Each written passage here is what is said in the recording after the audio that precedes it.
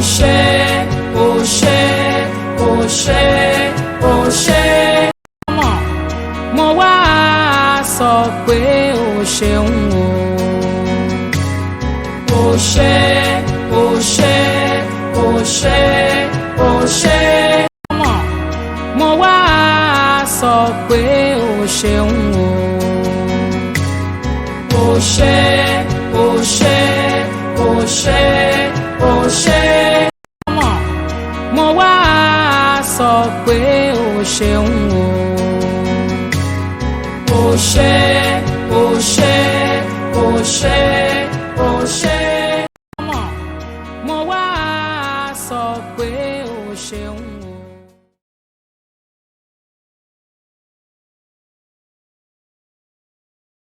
Yín wá adúpẹ́ àánú yín lórí ayé wa lórí ìjọ yìí adúpẹ́ pé bọ́n ṣe ń tu Olúwa ẹ̀ ń bá wọn tú adúpẹ́ pé bọ́n ṣe ń dè Olúwa ẹ̀ ń bá wọn dè Olúwa ẹ gba ọpẹ́ wa Olúwa ẹ gba ìyìn wa adúpẹ́ ibi tẹ́ ti mú wa bọ̀ Ọlọ́run mi àmàdúpẹ́ ibi tẹ́ mú wa dé adúpẹ́ ibi tẹ́ ń fi àánú mú wa lọ ní èrè Olúwa ẹ gba ọpẹ́ wa Olúwa ẹ wá gba ìyìn wa Olúwa wá ń tọrọ ìdáríjì ẹ̀ṣẹ̀ torí ẹlẹ́ṣẹ̀ ni wá gbogbo ẹ̀ṣẹ̀ ní ọ̀rọ̀ àti ní ìṣe wa Olúwa ẹ fàánú dáríjìn gbogbo àìṣedéédé wa Olúwa bẹ̀ nínú àánú yín ní òwúrọ̀ Olúwa ẹ fàánú dáríjìn ẹ̀ṣẹ̀ tí ò ní jẹ́ kí a rí ojú rere àánú yín nínú ìsọ̀rù tèmi Olúwa ẹ fàánú dáríjìn Olúwa bẹ̀ nínú àánú yín ẹ̀jẹ̀ Jésù Kristi ọ̀dọ́ àgùntàn lórí igi àgbélébùú Olúwa ẹ fi wọ ẹ̀ṣẹ̀ wa nù Olúwa ẹ wá wẹ̀ wá mọ́ tọkàntara ẹ gbóhùn ẹ̀bẹ̀ wa Ẹlẹ́dàá ẹ gbọ́ àdúrà wa láṣẹ ọ̀run Olúwa Ọlọ́run alágbára gíga àwa fi gbogbo tá a fẹ́ ṣe ní òwúrọ̀ àfi lé yín lọ́wọ́ lórúkọ ńlá ti Jésù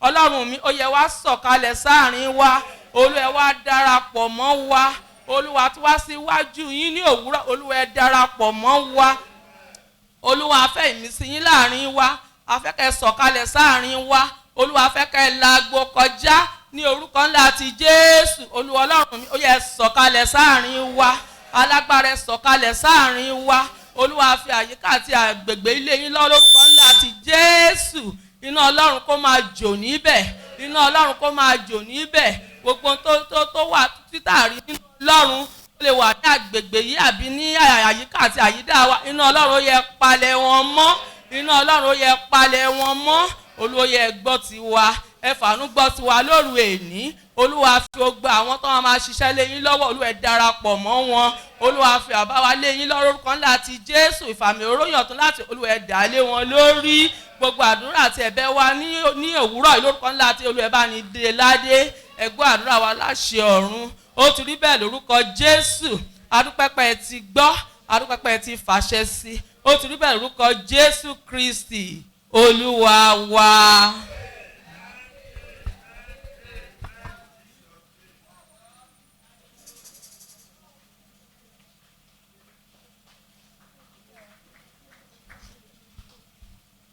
Praise the Lord. Praise the Lord. Praise the living Jesus. Ó yẹ jẹ́ ká bẹ̀rẹ̀ sí máa ju ọwọ́ wa sí ọba àwọn ọba.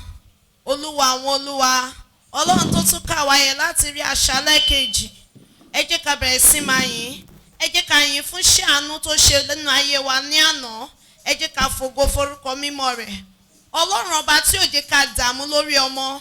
Bàbá yẹn tí ò jẹ́ ká dààmú lórí ọkọ kò jẹ́ àdààmú lórí aya ẹ máa sọ fún pé ó ṣe ẹ jẹ́ ká yìn láti inú ẹwà mímọ́ rẹ̀ wá ẹ jẹ́ ká gbé ẹbí ní sírí ọkàn wa sókè sí ẹ jẹ́ ká sọ fún pé ó ṣe.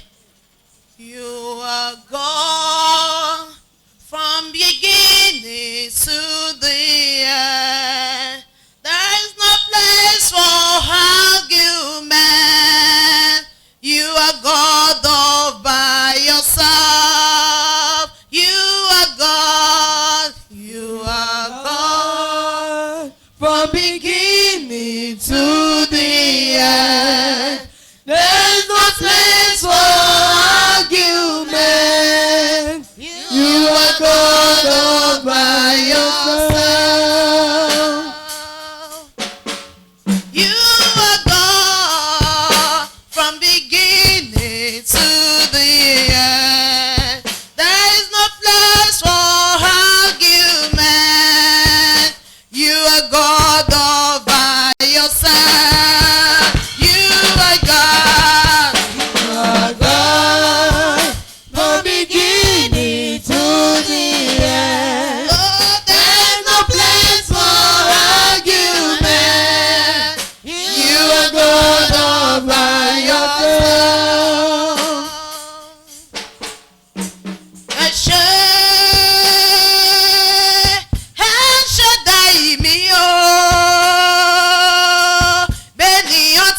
tó nílé ayé ẹ rántí mi. Ẹ ṣé bàbá wa o.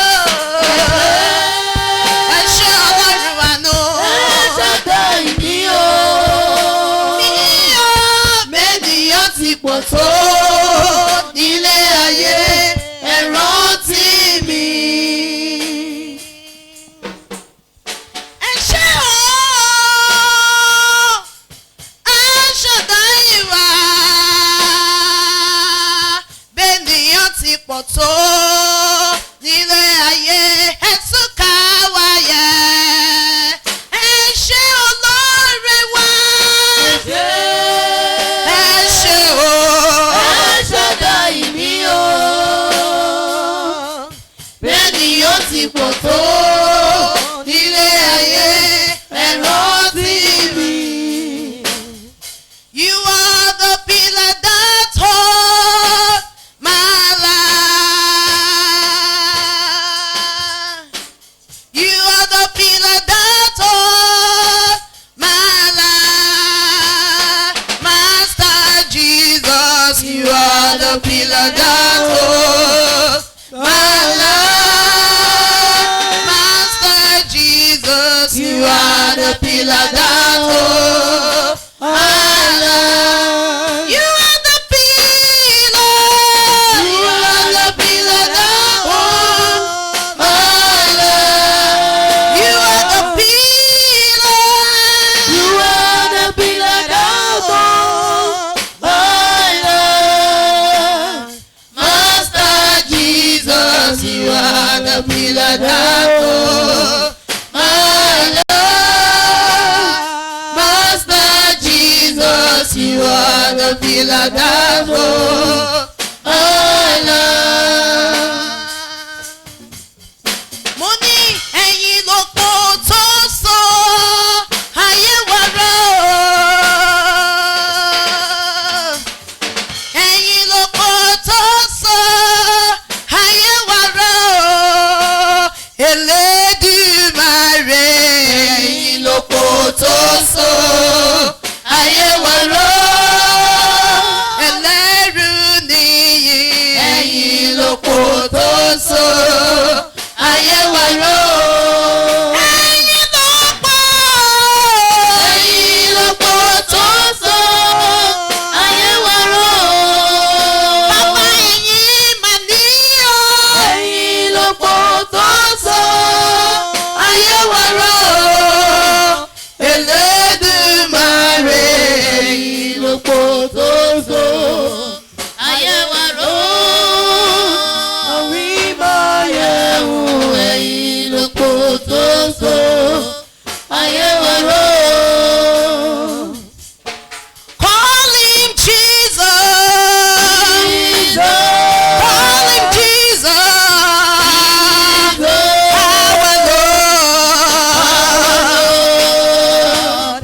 Call him your name. Call him Jesus.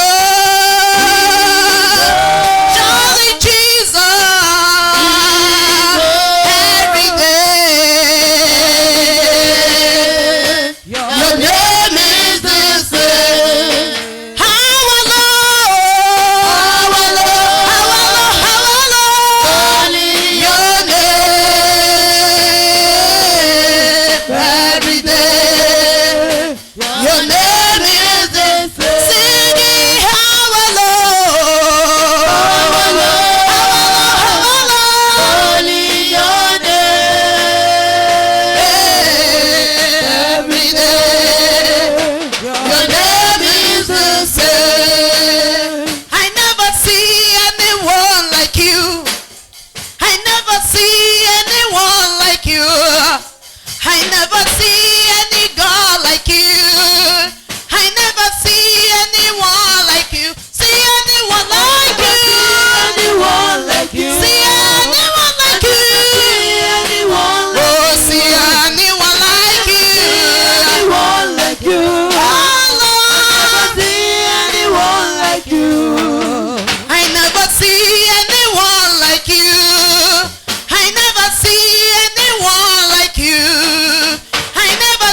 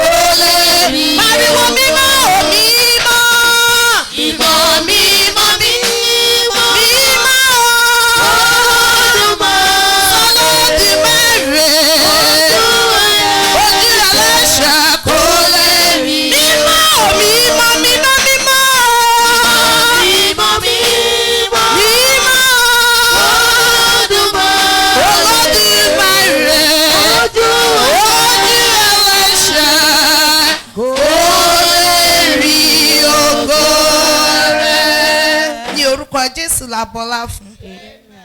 Today is the day of joy, the day of joy, the day of joy. This is the day of joy, the day of joy that the Lord has made. Hallelujah. Today is the day of joy, the day of joy, Of joy. the day of joy. Hallelujah. Today is the day of joy, The day of joy that the Lord has made. Ẹ jẹ́ ká máa pàtẹ́wọ́ yẹn ní méjì méjì. This is the day of joy, the day of joy that the Lord has made. Today is the day of joy, the day of joy, the day of joy. Hallelujah. Today is the day of joy, the day of joy, Of joy. the day of joy. Hallelujah. Today is the day of joy, the day of joy that the Lord has made. This is the day that the Lord has made. I will rejoice and be glad in it. Today is the day that the Lord has made. Hallelujah. This is the day that the Lord has made. Has made. Rejoice and be glad in it. Glad in This it. is the day that the Lord has made. This is the day that the Lord has made. I will rejoice and be glad in it. This is the day that the Lord has made. Hallelujah. This is the day that the Lord has made. Has We made. rejoice and be glad in it. This is the day that the Lord has made. This is the day. This is the day that the Lord has made. That the Lord has made. I will rejoice. I will rejoice and be glad in it. I'll be glad in it. Hallelujah. This is the day that the Lord has made. Has made. We rejoice and be glad in it. Oh, this is the day. Another day that the Lord has made. Baba, to you, Lord. We are the glory. To you, Father. To you, my Lord. The glory and adoration forevermore. Jesus, to you, Lord. Glory, Glory. Honor. Be all the glory and adoration forevermore. ẹ fọpá tí Ẹlẹ́dùmarè o. ẹ fọpá tí Ẹlẹ́dùmarè o. ẹ̀mí ijó àtayọ̀ yín bàbá lógo. ẹ̀mí ijó àtayọ̀ yín bàbá lógo. ọ̀pá oró ikú kò máa bá wa o. ọ̀pá oró ọmọ kò máa bá wa o. ó ẹgbẹ́ga o. ẹgbẹ́ga o. ẹgbẹ́ga o. ẹgbẹ́ga. ẹgbẹ́ga o. ẹgbẹ́ga o. ẹgbẹ́ga o. ẹgbẹ́ga. ẹ̀fíjọ́ tayọ̀ yẹn lẹ́dùnmẹ́rẹ̀ o. ẹ fọpá tí Ẹlẹ́dùmarè o. ẹ̀fíjọ́ àtayọ̀ yìí bàbá lógo. ẹgbẹ́ga o. ẹgbẹ́ga o. ẹgbẹ́ga o. ẹgbẹ́ga o. ẹgbẹ́ga o. ẹgbẹ́ga o. ẹgbẹ́ga o. ẹgbẹ́ga o. Gbé Olúwa ga pẹ̀lú mi, ẹ̀yin ènìyàn rà, kí gbogbo ẹ̀dá alààyè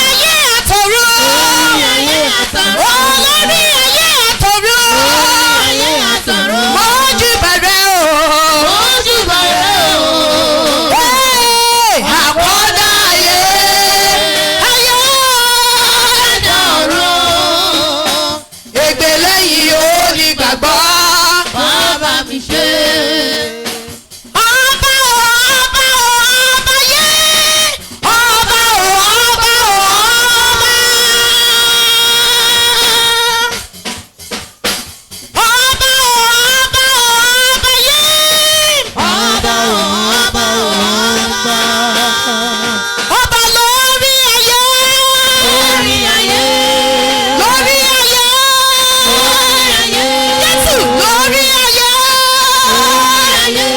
Olórí ayé àtọ̀run. Olórí ayé àtọ̀run. Olórí ayé àtọ̀run. Ayé àtọ̀run. Olórí ayé àtọ̀run. Ayé àtọ̀run. Dádì mo ojú bẹ̀rẹ̀ o. Ojú bàrẹ̀ o. Kí ló wí o? Àkọ́dá ayé. Ayé Àkọ́dá ọ̀run. ègbè lẹ́yìn onígbàgbọ́. Wọ́n bá mi ṣe. Kí ló mú tọ̀ wá? Kí ló mú tọ̀ mí wá? Kí ló mú tọ̀ wá? Kí ló mú tọ̀ mí Dádì wá? kí ló mú tọ̀ yìí wá? Kí ló mú tọ̀ mí Mọ́mí wá? kí ló mú tọ̀ yìí wá? Kí ló mú tọ̀ mí wá? Ó lé ikú wa, ó lé ẹrù wọlé, ó wá sọ bàlújẹ́ wẹ́dayọ̀, òrèrè ló mú tọ̀ mí wá. Àbí bẹ́ẹ̀ kọ́ o, Bẹ́ẹ̀ náà ni. àbí bẹ́ẹ̀ kọ́ o, Bẹ́ẹ̀ náà ni. káyé wá dára o, Bẹ́ẹ̀ náà ni. Jésù gbé wa lékè o, Bẹ́ẹ̀ náà ni. Jésù fún wa láyọ̀ o, Bẹ́ẹ̀ náà ni. kí ló mú tọ̀ wá? Kí ló mú tọ̀ mí wá? Kí ló mú tọ̀ wá? Kí ló mú tọ̀ mí wá? Kí ló mú tọ̀ yín wá? ló mú Tọ̀ mí wá, ó lé ikú wa lọ, ó lé ẹrù wọlé, ó wá sọ bàlújẹ́ mi dayọ̀. Òrèrè ló mú tọ̀ mí wá. Àbí bẹ́ẹ̀ kọ́ o, Bẹ́ẹ̀ náà ni. àbí bẹ́ẹ̀ kọ́ o. Bẹ́ẹ̀ náà ni. Ọ̀rọ̀ mi já sí àánú. Ọ̀rọ̀ mi já sí àánú. Ọ̀rọ̀ mi já sí àánú, já sí àánú, Olúwa ṣe o. Ọ̀rọ̀ mi já sí Tó já sí àánú. ọ̀rọ̀ mi já sí Ariwo kó já sí ìyanu. ọ̀rọ̀ mi já sí ọdún já sí àánú Olúwa ṣeun. Mo ní ó máa já sí àánú. Ọ̀rọ̀ mi já sí ọpẹ́. Ọ̀rọ̀ mi já sí àánú, já sí àánú, Olúwa ṣe o. Ọ̀rọ̀ mi já sí àánú. Ọ̀rọ̀ mi já sí Ó já sí àánú. Ọ̀rọ̀ mi já sí àánú, já sí àánú, Olúwa. Ó yá bá wa lọ pẹ́ kọ́ o, èmi ni nínú ọdún yìí o. Èmi lọ pẹ́ kọ́ nínú oṣù yìí o. Ta lọ pẹ́ kọ́ o, ṣé wọ́n lọ pẹ́ kọ́ o. Ṣé wọ́n lọ pẹ́ kọ́ o, ẹ̀yin lọ pẹ́ kọ́ o. Ta lọ pẹ́, ta lọ pẹ́ kọ́ o. Gbégbá ọpẹ́ rẹ̀ nìṣó ní gbangba. Dádì gbégbá ọpẹ́ rẹ̀ kò nìṣó ní gbangba. Mọ́mí gbégbá ọpẹ́ rẹ̀ nìṣó ní gbangba. Mo gbégbá ọpẹ́ mi nìṣó ní gbangba. Ògógó ẹ̀yin bàbá.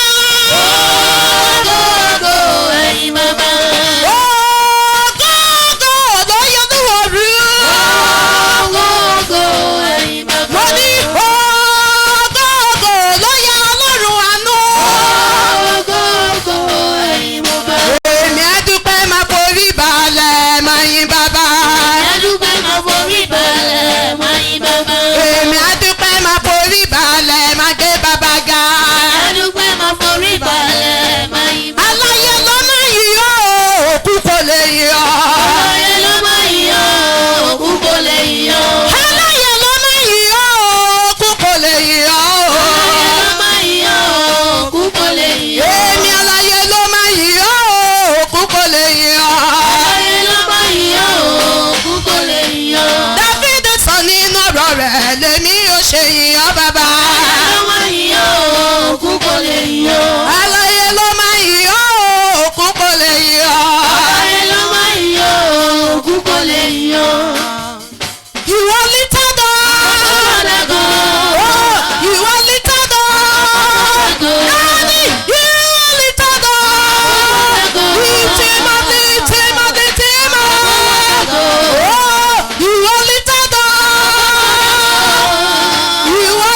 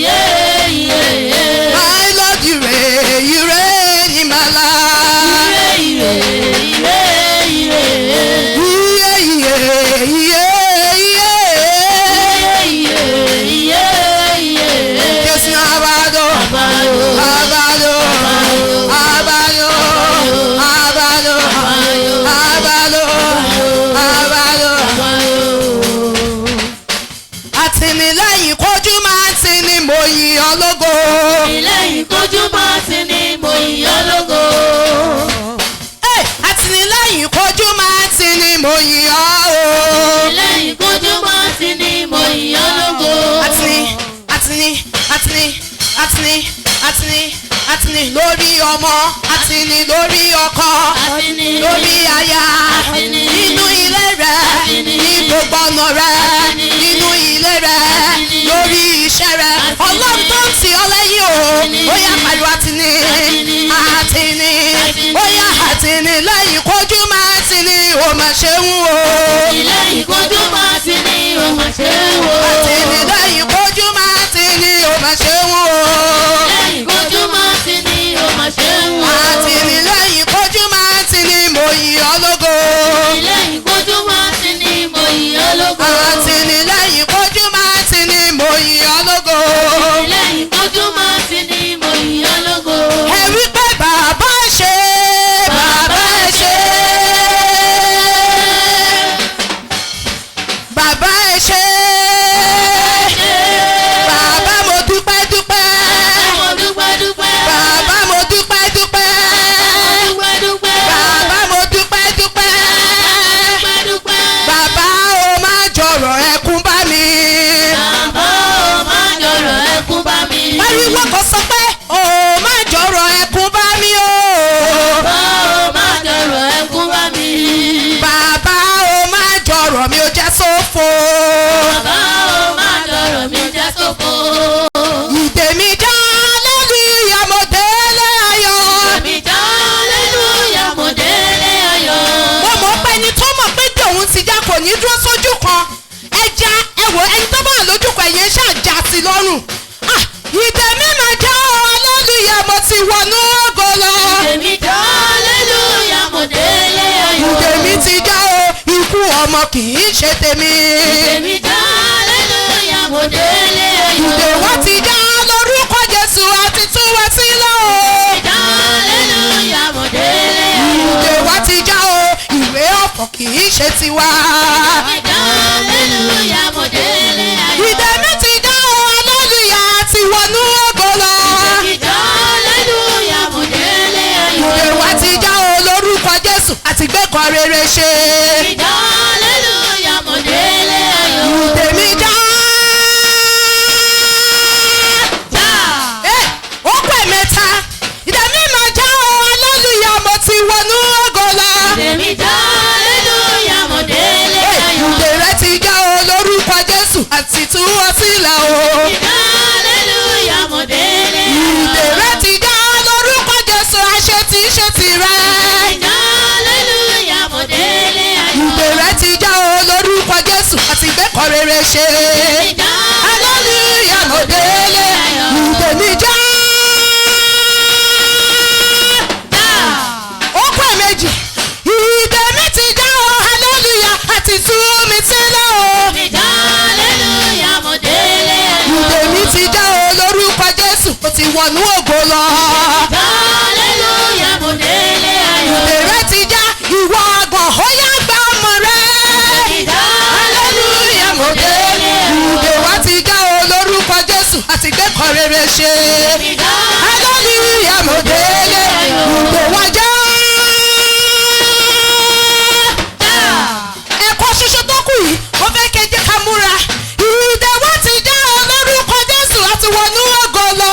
èmi já hallelujah mo délé Ìdè ayọ̀. rẹ ti já o, ikú ọkọ kì í ṣe tirẹ̀.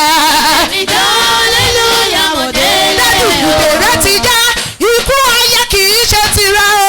èmi já hallelujah mo délé ayọ̀. Ìdè wa ti já o, orí burúkú kì í ṣe tiwa. èmi já Hallelujah. mo délé Ó, ayọ̀. ìdè wa ti já.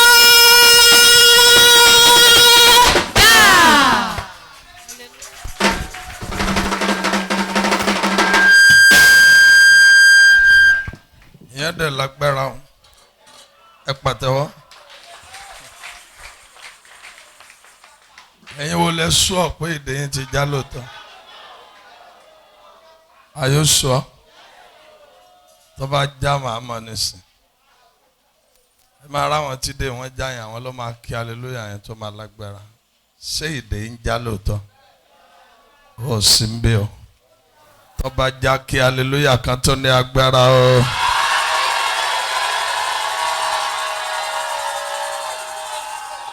ọmọ ṣe ọ ẹrùbẹsẹ kẹrẹrẹ ọkàn fọgbọ́n sí ọ̀rọ̀ àdọ́gbọ́n fàdé kálíbà mọ̀ pé ó ké dáadáa gbogbo ẹ̀yin tẹ́ mọ̀ pé ní òru ìnìdè ìpọ́njú já lára yín ìdè ikú ọmọ ìdè ikú àìtọ́jọ́ ìdè àìsàn ojú kan tó bá gbàgbọ́ ọmọ àárẹ̀ hallelujah nìyẹn ọmọ ajú ti gbogbo àwọn àtàwọn ń bí lọ ọ̀yà 1 2 go.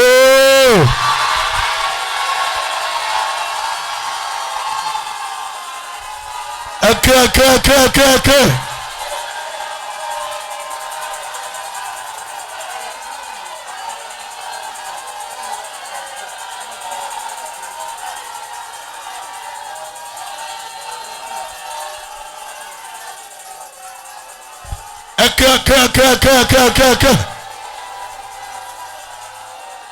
Amen. Ẹ pàtẹ́wọ́ fún Jésù. Lórúkọ Jésù ó máa dára fún ẹ ṣàmì dáadáa ní òru ìwà àrètí ẹ ṣe mo ní òru ẹnìkan máa àrètí ẹ ṣe Ọlọ́run ń gbọ́ àdúrà àbí kí n gbọ́ ọmọ àgbọ̀ tiẹ̀ lórí náwó ẹ méjèèjì sókè ẹ jẹ́ àjò sí Olúwa ju ọwọ́ yẹn sí Olúwa jẹ́jọ́ pé báwa ṣe jáde tá a padà wọlé lálẹ́ àná àwọn kan jáde láàárọ̀ náà bá náà ṣe jáde wọn ò dẹ̀ padà wọlé mọ́ ẹ jọ̀wọ́ yín méjèèjì sókè kó dúpẹ́ lọ́wọ́ Ọlọ́run sọ pé Olúwa ó ṣe fún oore rẹ lórí mi ó ṣe fún àánú rẹ ó ṣe fún ààbò ẹ lórí mi.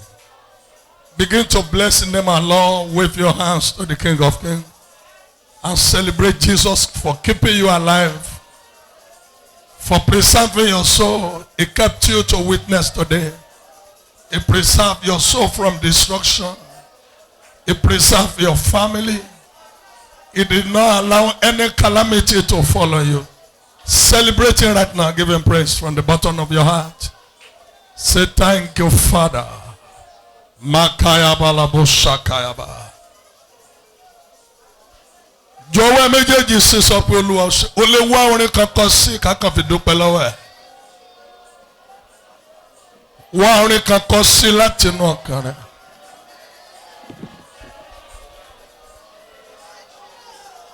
Àràbà ńlá Olódùmarè àràbà ńlá awímáyẹ̀hún àràbà ńlá Olódùmarè kábíyèsí Ọlọ́run gbogbo nìṣe àràbà ńlá Olódùmarè àràbà ńlá ẹlẹ́rù nìyàn àràbà ńlá Olódùmarè kábíyèsí Ọlọ́run gbogbo nìṣe. O ṣé o, thank you Father, in Jesus' wonderful name we are giving thanks. Ṣàmì kan tó ní agbára. Arúgbó ìgbàanì agbẹ́yìnga lóru ẹgbẹ́pẹ́ wa. Adúpẹ́ lórí gbogbo ọkàn tó wà níbí. Adúpẹ́ fún ìpamọ́ àti ààbò yẹn lórí wa. Tí kì í bá ṣe ẹ̀yin tẹ́ wà nípa tiwa, kí làwọn àbámọ̀ wí? Ẹ̀jẹ̀ agbọ́mọ sí, ẹ̀jẹ̀ agbáya sí, ẹ̀jẹ̀ agbọ́kọ sí. Adúpẹ́ torí pé ń bá ìmọ̀ ọ̀tá jẹ́ lórí wa. Ẹ jẹ́ kí ìmọ̀ àwọn ẹni bí kò ṣẹlẹ̀ wá lórí. Agbẹ́yìnga lọ́pọ̀lọpọ̀. Agbẹ́yìnga nítorí pé ẹ dára sí wa. Ẹ ṣé o. Àwọn nǹkan tí ẹ ń ṣe fún wa mọ́ lórí o. Ẹ ṣé o. Ẹ ṣé o. Ẹ gbọ́pẹ́ wa lóru yìí. Ògo ni fún orúkọ yín. Ní ti òru yìí, gbogbo ipá àti agbára òkùnkùn ẹ wọnú ìdè lọ. Ẹ ṣàmì dáadáa. Ogun tó wọnú ayé wa lọ́gànjọ́ òru. Ọfà tó wọlé lọ́gànjọ́ òru. Lórúkọ Jésù ní òru yìí Olúwa tì jáde. Ògo ni fún orúkọ rẹ̀. Ní orúkọ Jésù agbára wa. ẹnìkan tó mọ̀ pé ó máa ṣoríire lórí kó kí hallelujah kan tó ní agbára.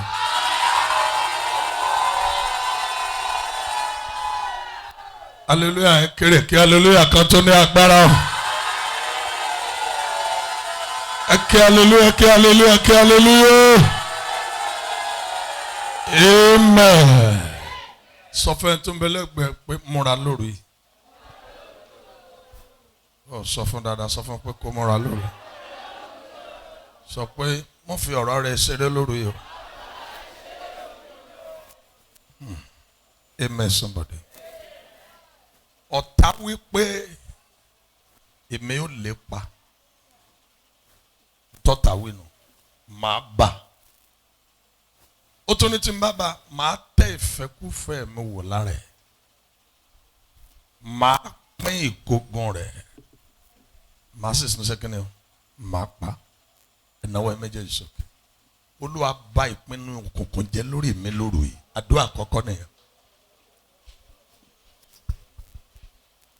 Akọ wípé ẹgbìmọ̀ náà kì yóò dúró. Ẹ kóra yín jọ pọ̀ àfọyín tútù lÓlúwa wí. Ẹ̀náwó méjèèjì sókè. Gbogbo ìmọ̀ àti àbá òkùnkùn lórí mi Olúwa bàjẹ́ lóru yìí. Wo bí tó bá ti mọ̀ péré lọ fẹ́ ṣe kókó níbí. Àyè wa ń ta kọ́ lọ́wọ́ bí sùn sí. Bá ti wà nú àdúrà mo ti máa ń sọ fún yín kì í ṣe àkókò àdúrà kì í ṣe àkókò eré. Kí mo pè é? Àkókò bá ti wà nú àdúrà kò sọ ẹbí mọ́, kò sí pé ìyàwó mi rè, kò sí pé ọkọ mi rè, kò sí pé ọ̀rẹ́ mi kan rè, kò sí pé wàá mọ bẹ́ẹ̀ nìkan sọ tí ẹ ó serious pẹ̀lú Ọlọ́run. Àwọn ọ̀nà téèyàn fi rí nǹkan múnú àdúrà nìyẹn. Tí ìpín àwa sòrò àtúgbògùn ológun lọlé ẹ̀náwó méjèèjì sókè. Tó bá ti serious mo lè wá igi fún ẹ tí màá nà ẹ jáde. Ẹ̀náwó méjèèjì sókè. Olúwa bà ìpinnu ọ̀tá jẹ́ lórí mi. Gbogbo ìmọ̀ àti àbá òkùnkùn lórí mi Olúwa bàjẹ́ lórí. Ẹ̀náwó méjèèjì sókè. Ó yá àdúrà. Yanu ẹ kó sọ̀rọ̀.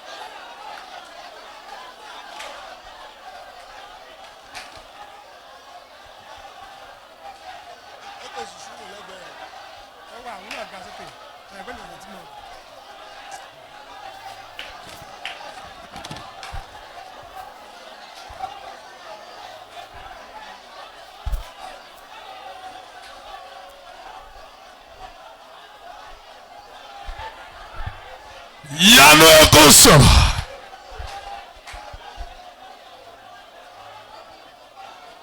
Olúwa bà ìmọ̀ òkùnkùn jẹ́ lórí mi. Jésù Olúwa náwó ẹ̀ sókè. Ètò tí òkùnkùn ṣe lórí mi. Olúwa bàjẹ́. Náwó ẹ̀ sókè. Wo bí wọ́n ti ṣe ètò kan lẹ́yìn ẹ̀.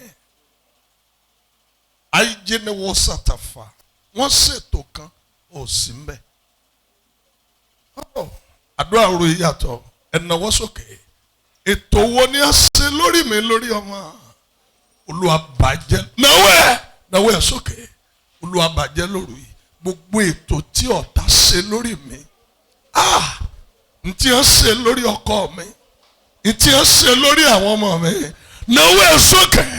Ọlọ́run Babalọ́lá bá ń bàjẹ́ lóru yìí. Ó yá àdúrà. Yanu ẹ bó sọ̀rọ̀. Ẹ sọ̀rọ̀.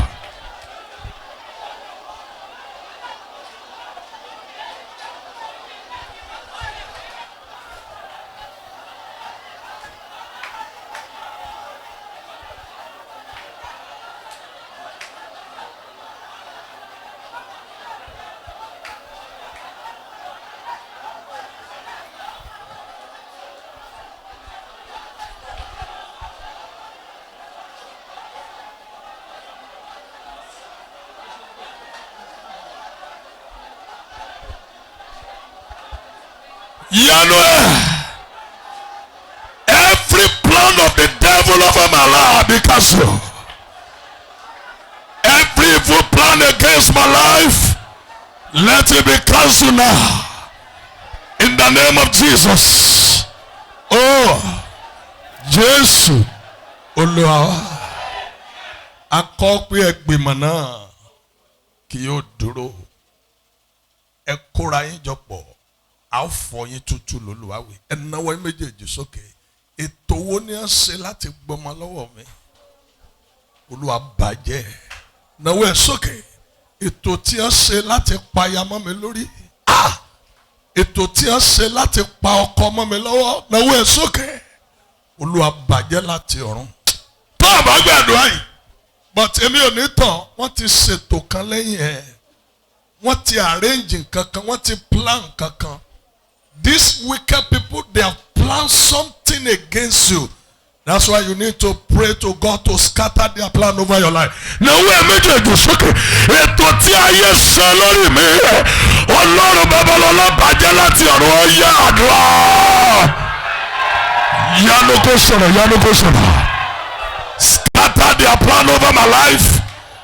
Every plan against my life. Every evil plan against my marriage. Let it be scattered by fire. In the name of Jesus. Scatter their plan. Every plan from the kingdom of darkness, from witchcraft realm, scatter them by fire. In the name of Jesus. Ètò tí ó ṣe láti inú ìgbìmọ̀ àjẹ́. Olúwa bàjẹ́ lórí mi.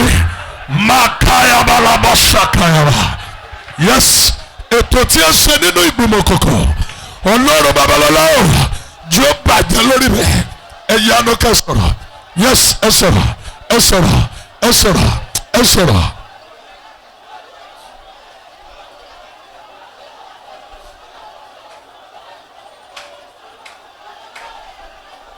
Yanu ẹ.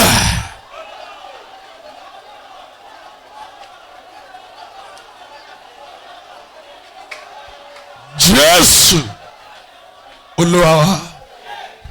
Second àṣírí kan fún yín.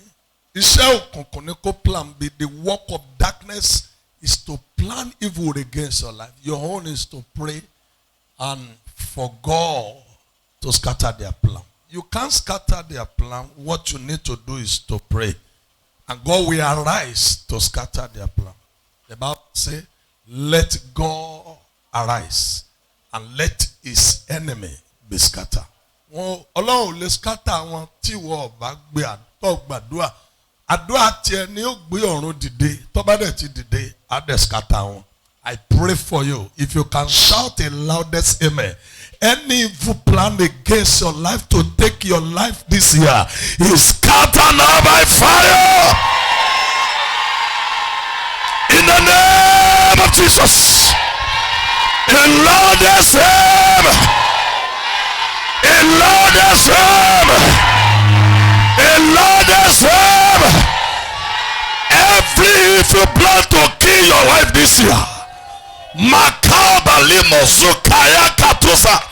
I pray for you. That plan, it will not be fulfilled. Their plan will fail in the name of Jesus. A loudest amen. A loudest amen. A loudest amen. In the name of Jesus. Náwó ẹ méjèèjì sókè. Ètò tí ẹ ṣe láti inú ìgbìmọ̀ jẹ́. Mọ̀jì ò dúró. Gbé ẹsẹ̀. Wọ́n ti ṣètò kan nínú ìgbìmọ̀ jẹ́. Every plan, every arrangement from witchcraft realm, let him be scattered now. Against my life, against my wife, against my children, be scattered. Mo fẹ́ mọ gbọ́ yẹn lẹ́nu ẹ, be scattered. Ẹ má bàjẹ́. Ètò tí a ṣe láti fẹ̀sán ṣe mí, láti pa mí láìpẹ́ ọjọ́. Ètò tí wọ́n bí ó tí ì máa gbé ara ẹ̀. Ètò tí a ṣe láti gbọmọ lọ́wọ́ mi. Ètò tí a ṣe láti gbẹ̀yà lọ́wọ́ mi. Ó yẹ má bàjẹ́. Ó yẹ àdúrà.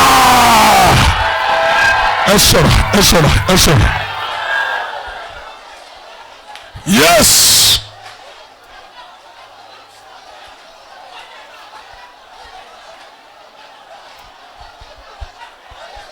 Ole yanu ẹ.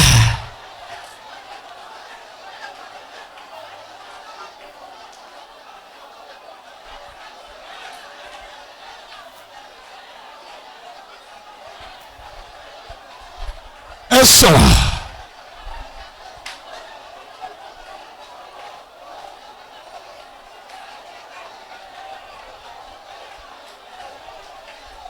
Yanu ẹ kò sọ̀rọ̀. Makaya balabasata. Yes. Olúwa. Níbo ni ẹ ti arrange kú fún mi?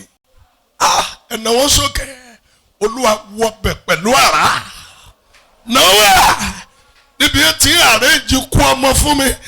Tó o bá gbé àdúrà yóò sí. Náwó ẹ sókè. Ibi ẹ ti arrange kú aya fún mi. Olúwa wọ bẹ̀ pẹ̀lú àrá. Fina jẹbẹrù. Oh yeah! Oh sọ̀rọ̀.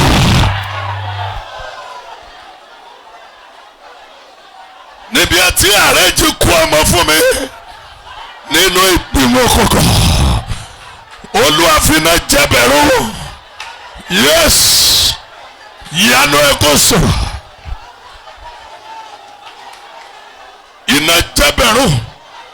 Makaba. Masekebo.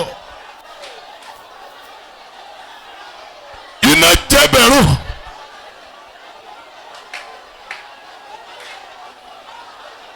Ẹ sọ̀rọ̀. Ẹ sọ̀rọ̀. Ẹ sọ̀rọ̀. Ẹ sọ̀rọ̀. Yanu ẹ.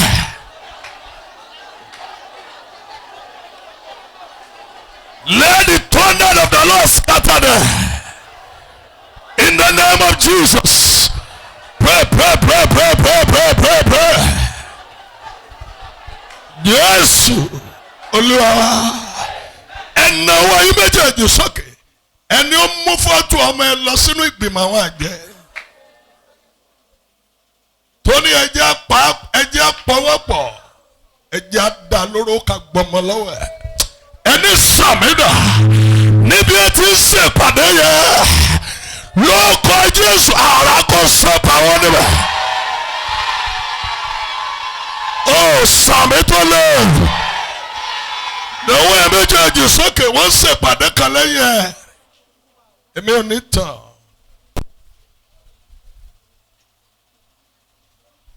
There's a meeting that is going on in the spirit realm. In the realm of darkness against your life. You need to pray. I know what I'm saying. Terrible meeting that is contrary to your life. You need to pray to God for God to scatter their plan. And now what's okay? Makaba ode aselenumi. Eni sameda. Ibi eti se pàdé òde nítorí ẹ. Mo pe ara Ẹlẹ́dùmarè. Ẹni tó sàmì wá gbé ara sàmì ni o. Lórúkọ Jésù ara kò sọpọ̀ wọn níbẹ̀. Ẹnì kan pariwo sọ pé fire. Ó pé ó sùn bí pariwo sọ pé fire. Tí n bá ti wí kọ́ wí tẹ̀lé mi sọ pé iná jẹbẹ̀rù. Ó sùn bí gbé ẹsẹ̀ sọ pé iná jẹbẹ̀rù. Ibi ẹ ti ń ṣèpàdé òdì. Nítorí mi, nítorí ọmọ, nítorí aya, iná jẹbẹ̀rù. Ó yẹ pariwo gbàdúrà. Yes. Ó sọ̀rọ̀. Ibi ẹ ti ń ṣèpàdé òdì. Nítorí mi, iná jẹbẹ̀rù. Yes.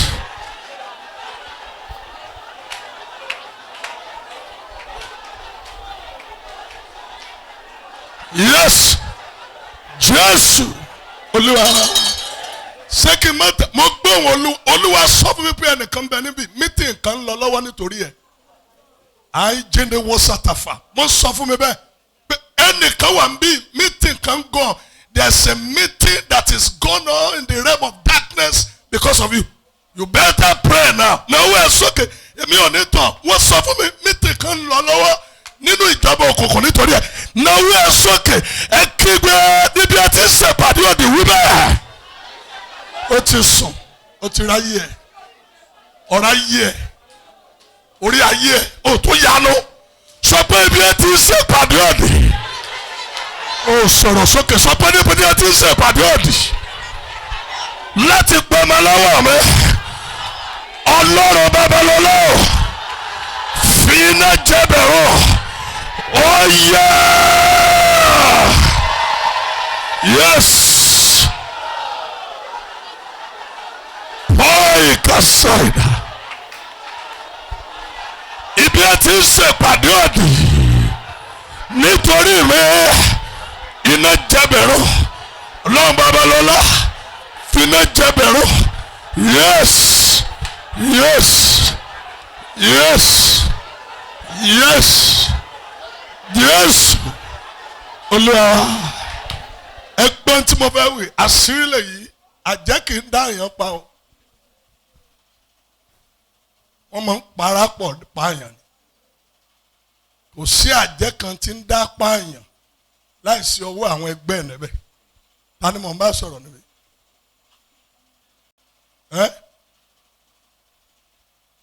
Which don't kill only. They gather to kill. They join hands together to kill. Tani mo bá sọ̀rọ̀. Ẹ̀sìn bí. Àjẹ́ kì í dá pààyàn. Wọ́n máa ń parapọ̀ pààyàn ni. Ẹ̀nàwó yín méjèèjì sókè. Màkàbà ó di àṣẹ. Ibi ẹ̀ ti tọwọ́ ti kan wọ́ nítorí ọ̀rọ̀ ẹ̀. Ibi ẹsẹ̀ ti kò nítorí ọ̀rọ̀ ẹ̀. Tó o bá sàmì mo wí bí wòlíì Ọlọ́run ara jẹbẹ̀rù bẹ́ẹ̀.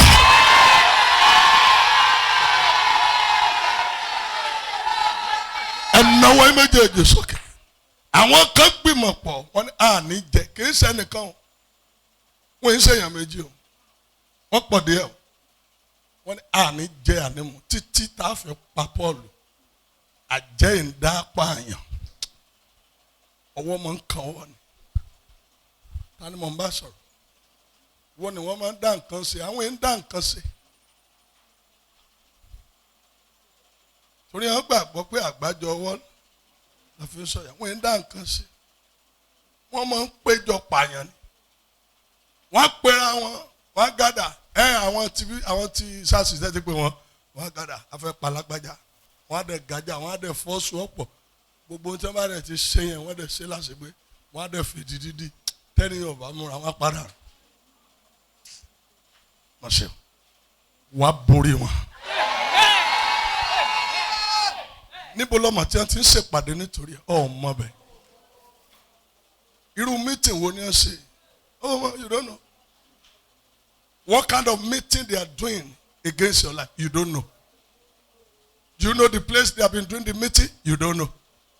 Only God knows. And I was okay. Ẹni tó mọ̀ yẹn làwọn ń pè báyìí. Ẹni tó lè scatter meeting wọn. Tí kan nù wọn ò ní délé.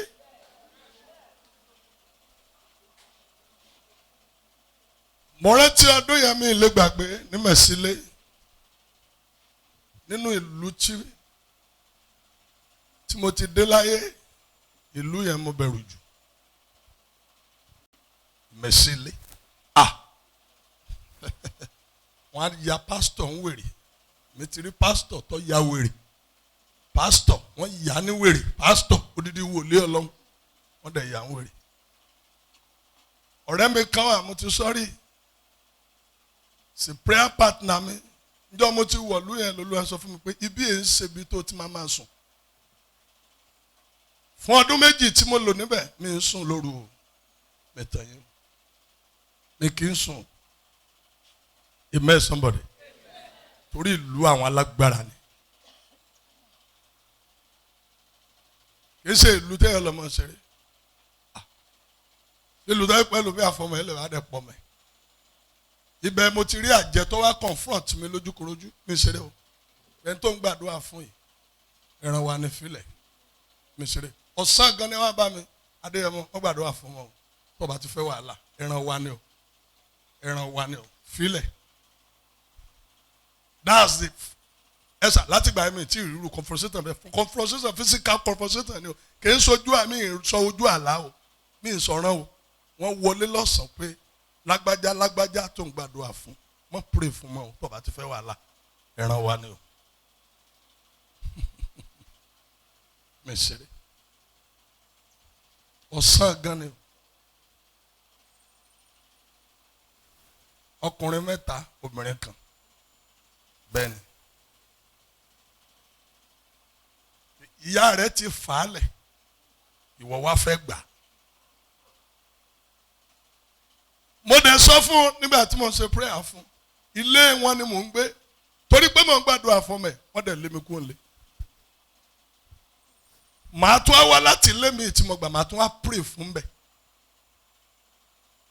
ilé mi tí mo gbà yẹn ibẹ̀ náà ti wá confront mi alẹ́ ọkú òǹlé òtún gbọ́ná adéyẹmọ ọ̀wá nǹkan ẹ̀nàwó sókè ta ló mí mi náwó ẹ̀ tó láfi àfi tí ó dìgbà tí má gbọ́ wọn lọ́wọ́ ẹ̀ kí tó padà náwó ẹ̀ sókè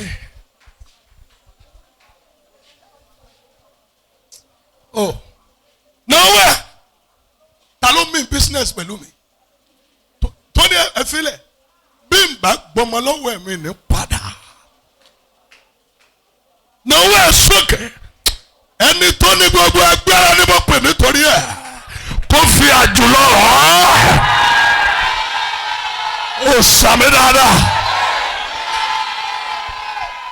ṣé kí n má tẹ̀yìn ọ̀rẹ́ mi yẹ èmi ṣáájú ẹ̀ wọ̀lú ó wá súnmọ́ mi ó jẹ́ pastor first square mo sọ fún un ní ìlú ẹ̀ ń ṣèlú eré ó múra ni o mo wá ní já ẹ̀pọ̀ ara wa tèmi bá ṣe sòrú lé ẹ lónìí ìwọ wá ṣe ń lé tèmi lọ́la bá ṣe ṣe ni à ń ẹ̀pọ̀ ara wa àwọn ọ̀rẹ́ ẹjọ́ ni wọ́n máa ń ṣe kiri mà ṣe ọmọ ogun wà àwọn ọ̀rẹ́ ẹlẹ́jọ́ wọ́n ti fẹjọ́ sẹ́lómi gbogbo dẹ̀ já ọ́ dẹ̀ ń bá ti ẹjẹ́ lọ díẹ̀díẹ̀ àfẹjọ́ ẹlẹ́jọ́ ẹjọ́ wọ́n fẹjọ́ sí ọ ni ọ̀sán làwọn máa ń sùn àwọn èèyàn ń sùn lóru tiwa for good 2 years mẹ́sẹ̀rẹ̀ ṣé kí n bá tẹ̀yìn ìjọ wọn máa gbọmọ lọ́wọ́ ẹ̀ mo sọ fún un mo ní fẹ́ pa ọmọ wa kan yàrá àdúrà ọ̀rẹ́ wẹ̀ sí mo ní méjà stop sóòrù yìí oṣù tó ta stop èmi gbà ń lè tèmi ọ̀ ti ráyè mọ́ ẹ gbọmọ lọ́wọ́ ẹ̀ àkọ́bí ọmọkùnrin wọ́n gbà lọ́wọ́ ẹ̀ ẹ sà oṣù rẹ lọ́sàkó ń lu náwó ẹ̀ sókè náwó ẹ̀ àwọn alágbára yìí là ń sọ wọ́n mi business ọba yẹn they are not playing with you they mean it if they miss something they mean it only God can deliver you from them if they miss something against you they mean it these wicked people mi ma bóyá mò ń sọ̀rọ̀ tí a bá ní ẹ̀fílẹ̀ ẹ̀jẹ̀ àfi stroke ṣe lẹ́ni yẹn ọba múra wọ́n jù lọ́fà stroke a ti wọlé sí láàkótó mà àìjẹ́ ní wọ́n sàtà fànà ẹ̀nàwọ́ sókè ta ni mò ń bá sọ̀rọ̀ my kassaida wọ́n dẹ̀ fẹ́ fi stroke ṣe wọ́ stroke bí ṣe ń wò mí bí ṣùgbọ́n tó o bá gbàdúrà dáadáa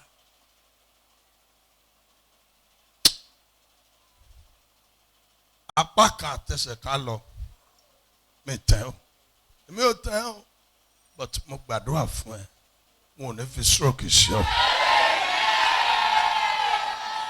kórìí mi níbí lónìí fẹ́ fún ọ ní prayer kan ẹ̀nàwọ́ sókè wọ́n gbà kọ́ bí ọmọ lọ́wọ́ ẹ̀ ìyàwó ya wèrè mo ṣe o ayé níkà o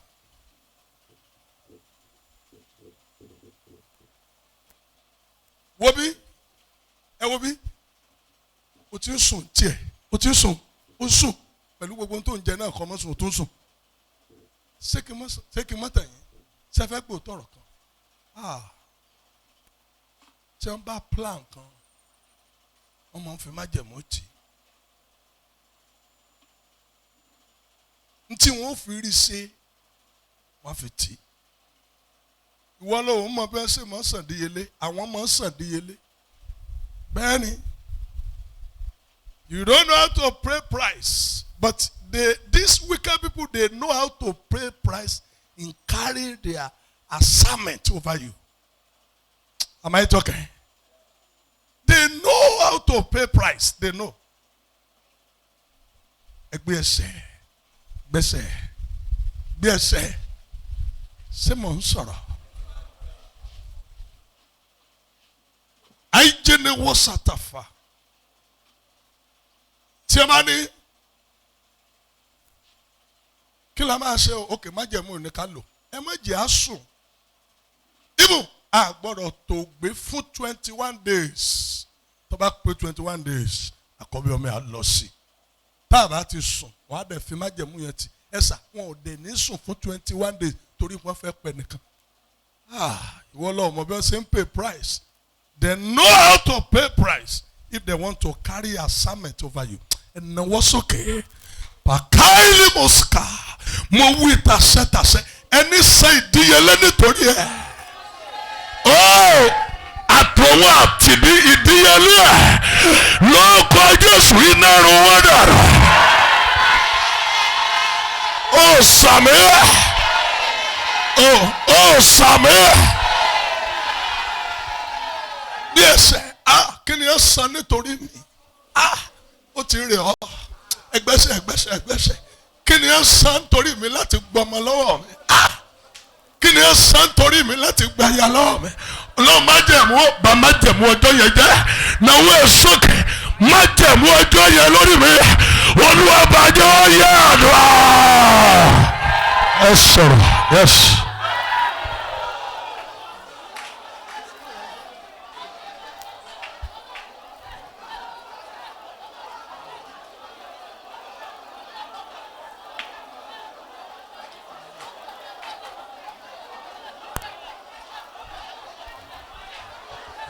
Yanu ẹ.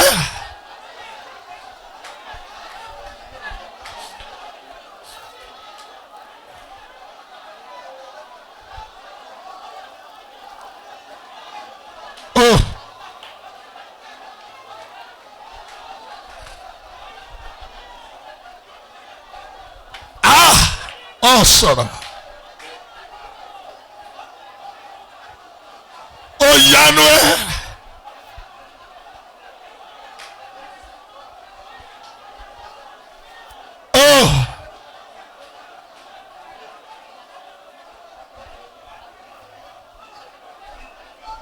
San nítorí mi. Jésù Olúwa wa. Ẹ̀yin kan wà mímì láìkí bẹ́ẹ̀ ṣe ń gbàdúrà yìí. Ẹ múra sọ̀rọ̀ ara yín. Èmi ò ní nǹkan mi o, ẹ yàtọ̀ sádùá o. Èmi wòlé adé mọ̀, mi ní nǹkan mi. Tó o bá ti lè gbàdúrà, wọ́n lọ yọ̀hó. Lọ́wọ́ ẹ̀wé odò, à ń fi kíní kan pẹ́ lára, wọ́n tán rẹ̀ ni o. Ẹgbẹ́sẹ̀ wà bọ̀ ẹ sàmì ẹ̀yin wo lẹ fẹ́ bọ́ are you sure wọ́n gbọ́dọ̀ gbọ́mọ lọ́wọ́ ẹ̀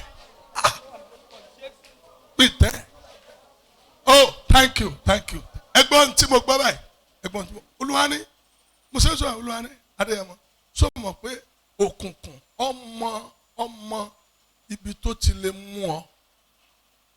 Wá fẹ́ mọ̀ ọmọ bíi tí ọmọ tó lè ṣe tó máa dùn ọ́ débi ẹ̀jẹ̀ tá dùn ọ́ débi egungun ẹgbẹ́sẹ̀ ta ló fẹ́ gbàǹtọ́ dá lọ́wọ́ mi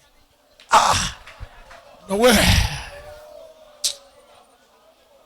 ẹ̀mí ẹ̀jọ́ sọnù lé lórí ẹ wọ́n bí amen ọmọ tó lè gbà tó máa dùn ọ́. Ẹ̀sà ọmọkùnrin tó kú yẹn ṣe pé tí mọ́tò bá parẹ́ tí ò rí mọ́tò yẹn ṣe mọ́ tó ń bá jáde wọ́n fẹ́ ra mọ́tò yẹn láàrin ọ̀sẹ̀ méjì yẹn mọ̀ tó rà tókùnkùn bá yẹ pé wo bí a fẹ́ gbà hàn kan kókò yẹn wá sọ fún pé ọmọ ẹ̀ la fẹ́ gbà mo mọ̀ pé ìyá ẹ̀ lè sọ pé ok ẹja yọ̀ǹda jíìpù ẹ̀ fún yín ẹ mọ̀ mú jíìpù ẹ̀ lọ yọ̀ǹda jíìpù fún ọ but wọn ò ní ìdí jíìpù ẹni tí wọn lè mú tó máa dùn yá yẹn débi egun tí ò ní balance mọ́ títí láé ò ní ọtí mú mais capoda yìí ẹ̀nàwọ́ sókè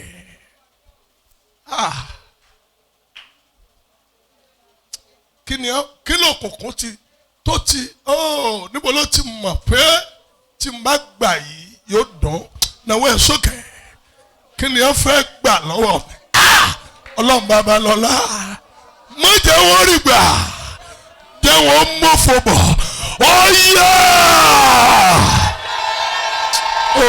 ó gbàdúrà.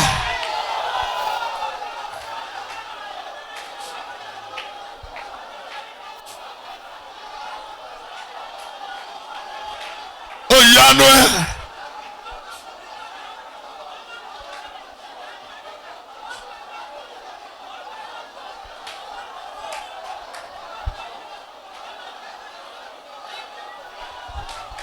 Ẹgbẹ̀rún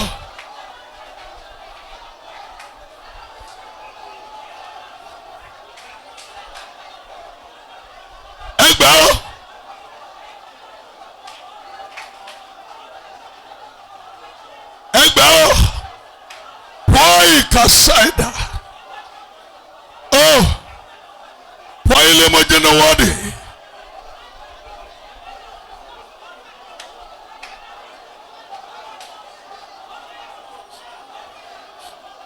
poi kasaida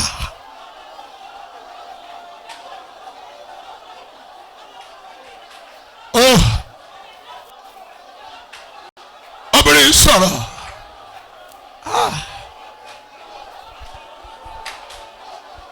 Yes, Olúwa wa ẹ gbàdúrà yìí wọ́n ṣe pè fún mi yẹn máa ṣe pè gbàbí tí wọ́n fẹ́ gbà náwó ẹ̀ tókè náwó ẹ̀ kí mo wí Ọlọ́run Babalọ́lá gbàbí tí wọ́n fẹ́ gbà náwó ẹ̀ wọ́n pè fún gbogbo àmúlẹ̀ irú àdúrà ó tún rè Olúwa ní tó ń bá ti gbàbẹ̀ ó ti tán iṣẹ́ wọn bàjẹ́ nù náwó ẹ̀ sókè gbàbí tí wọ́n fẹ́ ibi tẹ́mi ò rò pé wọ́n ti fẹ́ yọ Olúwa gbàbí tí òkùnkùn fẹ́ gbà ó yẹ àdúrà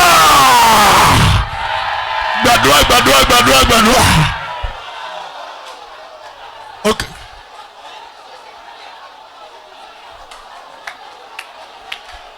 Father, take the word that they want to take.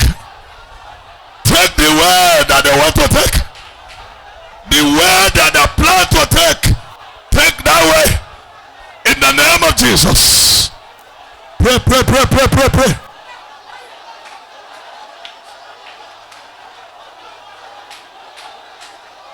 Oh, Sarah.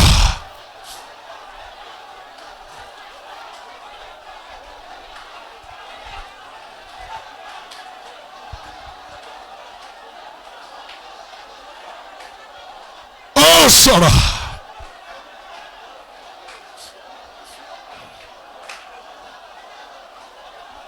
Yes.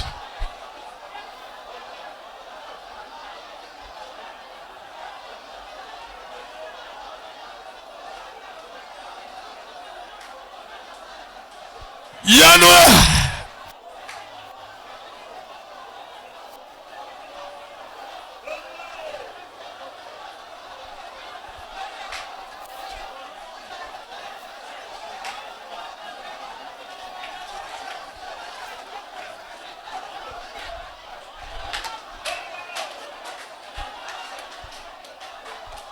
Yanua kosoro.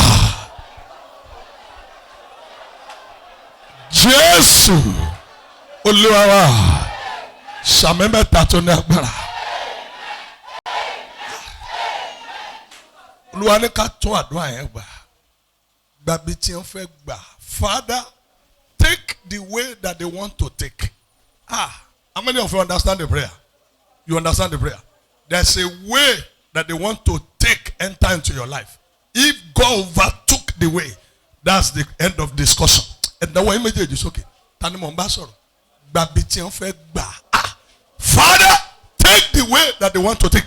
Ẹ̀nàwó yín ìwọ ọmọ bí wọ́n fẹ́ gbà but wọ́n fẹ́ gbàbí kan. Oh, tani mo bá sọ̀rọ̀.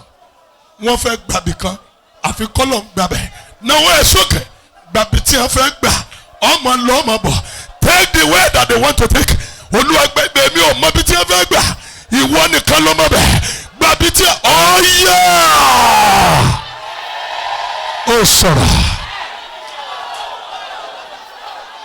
Yes, ẹ̀yánu kan sọ̀rọ̀. Gbàbí tí wọ́n fẹ́ gbà. Yes, gbàbí tí wọ́n fẹ́ gbà.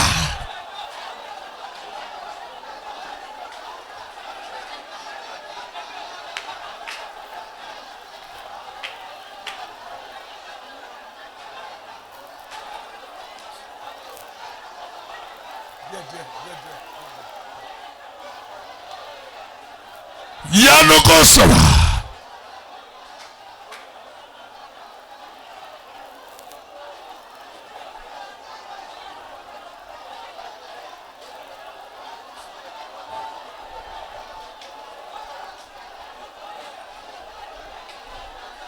Olúwa gbàbí tí wọ́n fẹ́ gbà. Yes. Father, take the way that they want to take. Take their way.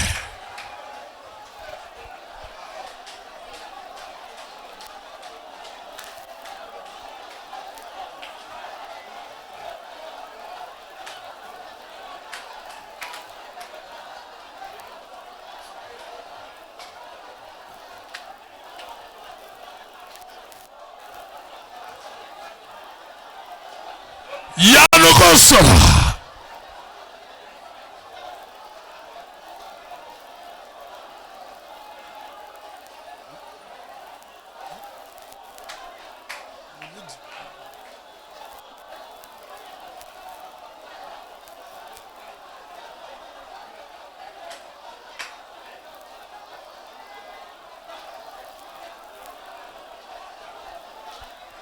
Yanu kò sọ̀rọ̀.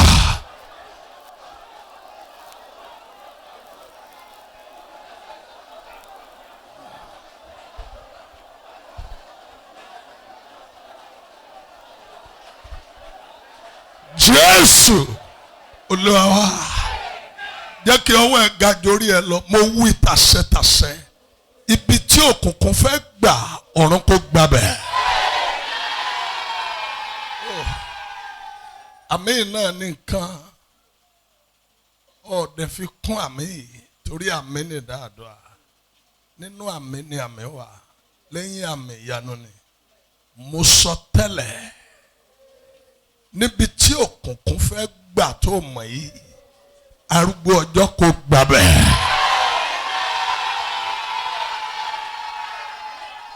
Níbi tí àwọn àjẹ́ ti plan láti gbà mú ọ Ọlọ́run Babalọ́lá mo ní kó gbàbẹ̀. Ẹ sàmì tó lè sàmì tó lè sàmì tó lè ibi ẹ fẹ́ gbà lórí ọkọ ẹ. Maika paile moska ibi ẹ fẹ́ gbà lórí ayé. Makaba Maika saida maijene wọ́ọ̀dì ibi ẹ fẹ́ gbà nítorí ayé ẹ. Aijene wọ́sàtà fanua ẹni tó pè mí lórúkọ Jésù Ọlọ́run bàbá mi kó gbàbẹ̀ fún ọ. Sàmì tó lé kọ́ níbẹ̀ kó sẹ́bẹ̀. Olúwa ní ká gbàdúrà yìí ìdájọ́ tí wọ́n ṣe lẹ́yìn mi Olúwa bàjẹ́. Wọ́n ṣe ìdájọ́ kan.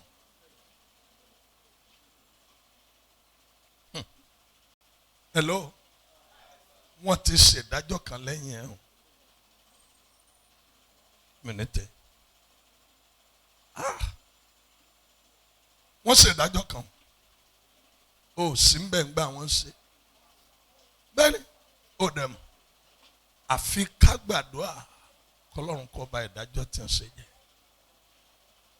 Nàwọn ẹ̀ sókè. àìjẹ́nẹ́wọ́ sátàfà ẹ̀náwọ́ ìdájọ́ tí wọ́n ṣe lórí ọmọ mi. Náwó ẹ̀ sókè. Ìdájọ́ tí wọ́n ṣe lórí ayé mi. Olúwa bàjẹ́. Ẹ wo bí sà, wọ́n ṣe ìdájọ́ kan sẹ́. Náwó ẹ̀ sókè. Náwó ẹ̀. Náwó. Ìdájọ́ tí wọ́n ṣe nítorí mi. Ìdájọ́ tí wọ́n ṣe nítorí mi. Olúwa bàjẹ́. Ó yẹ àdúrà.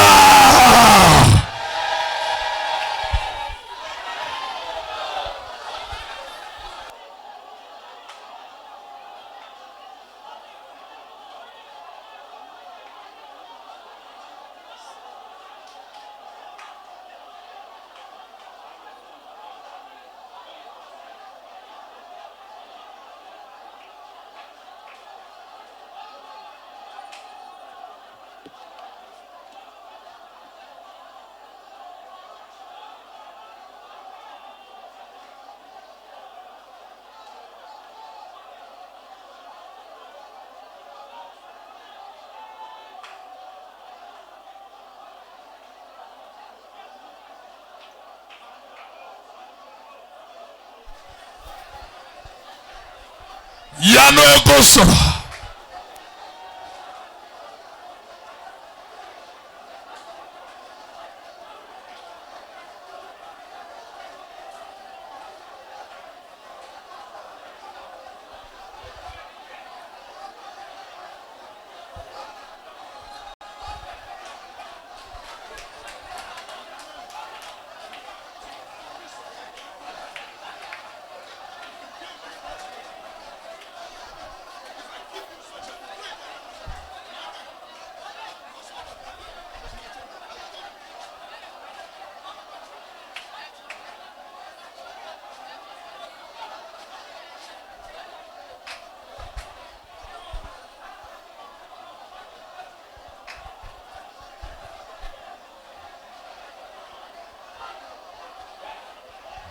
Yano kò sọ̀rọ̀.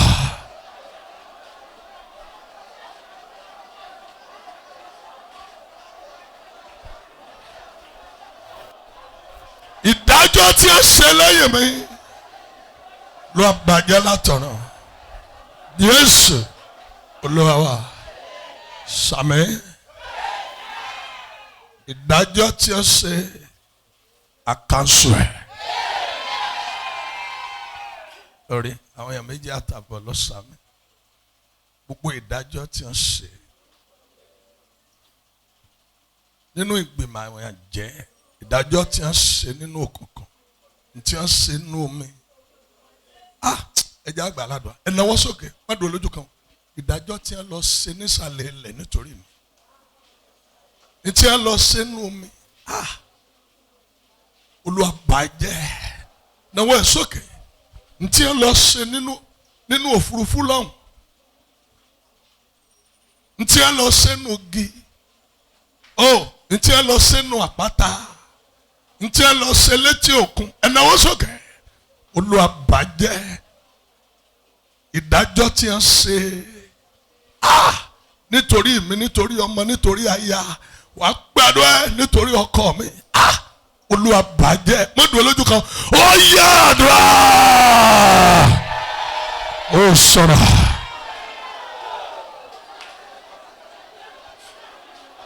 Yanu kò sọ̀rọ̀.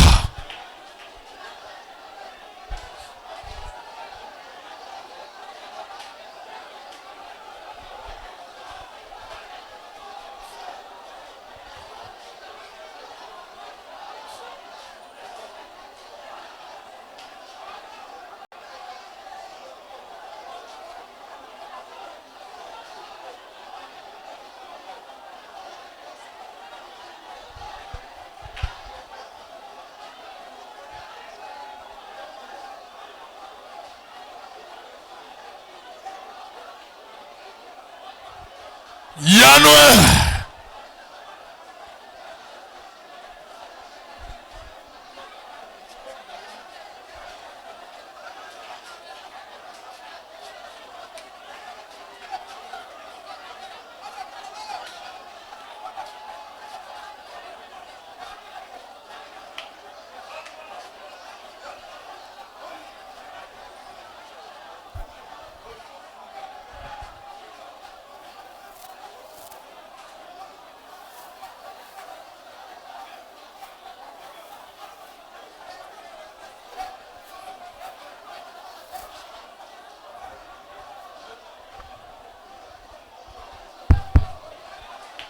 ìyanu kò sọ̀rọ̀.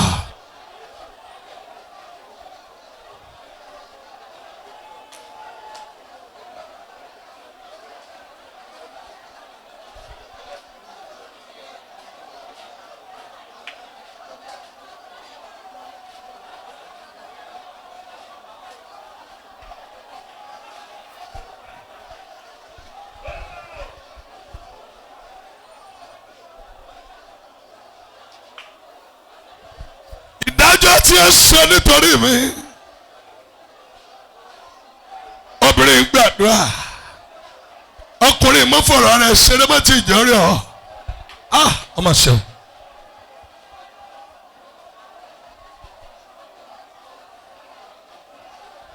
ẹ gbàdúrà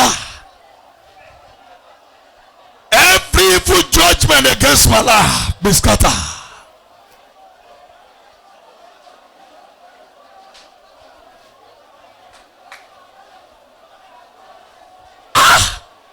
ìdájọ́ tí ẹ ṣe nínú ìgbìmọ̀ kọ̀ọ̀kan. The one that they do in the realm of darkness, let it be scattered by fire.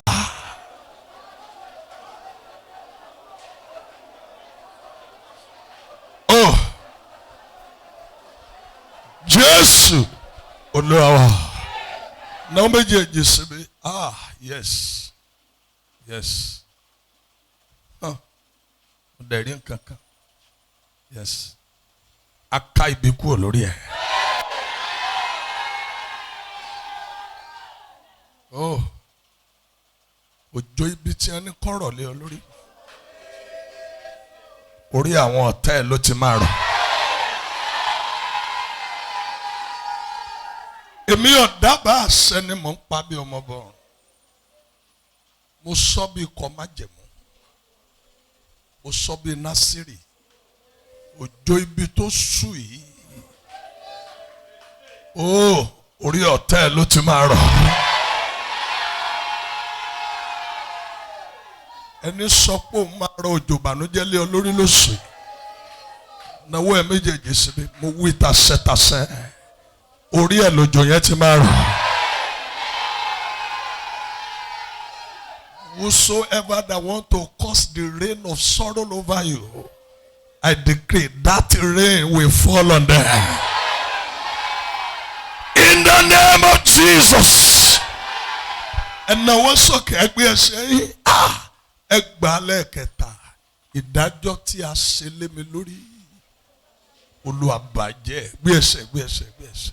Ìdájọ́ tí a ṣe lé mi lórí. Lọ́n Babalọ́lá bàjẹ́. Ọ̀yá!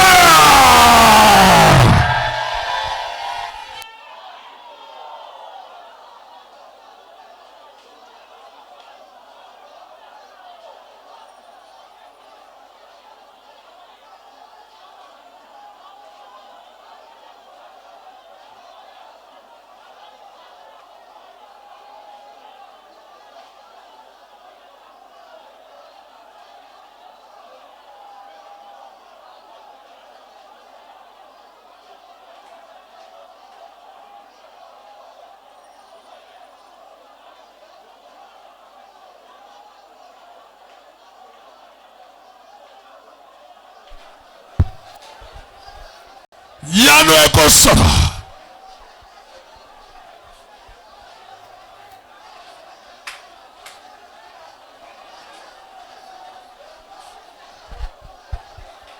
Ó sọ̀rọ̀.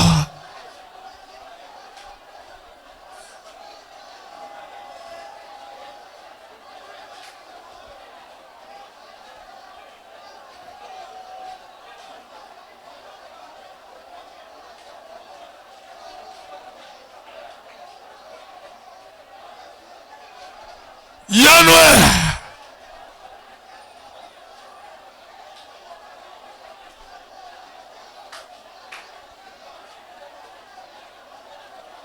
Ìdájọ́ tí a ṣe nítorí mi, Olúwa cancel ẹ̀.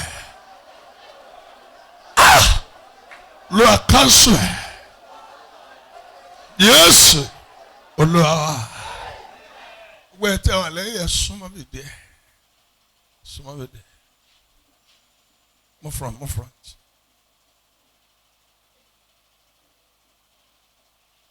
Súnmọ́ bí díẹ̀. Ọwọ́ ẹ̀ báyìí. Ẹ gbàdúrà yìí.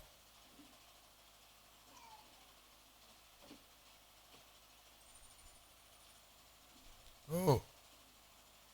Ẹni ló máa dá mi lóró lóṣù yìí. Ọlọ́run Babalọ́lá bá ń dá lóró. Náwó ẹ̀ sórí pẹ̀lú bàbá. Mo mọ tí mo sọ. Ẹni sọ pé a dá lóró ni. Gbulugbulu ẹ ti pọ̀. Whosoever that said is going to wicked me. Mi bó tá a lè lò fún yẹn. Àgá lò yẹn náà. Ah! Father, wicked that person. Náwó ẹ̀ sókè. Ẹni ló máa dá mi lóró. Pé màá fọmọ dá lóró. Màá fọkọ dá lóró. Náwó ẹ̀ sórí pẹ̀pẹ̀. Olúwa bá ń dá lóró. Oh yeah! Ó sọ̀rọ̀.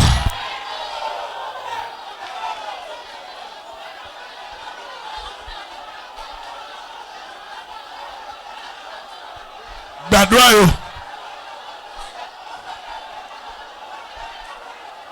Ẹ gbà.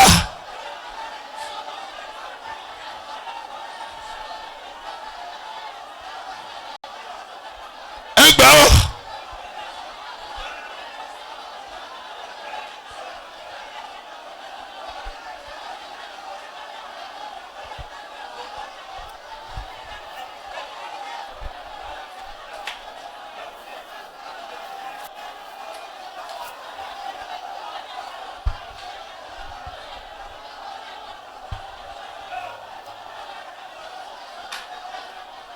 Yanu ẹ kò sọ̀rọ̀.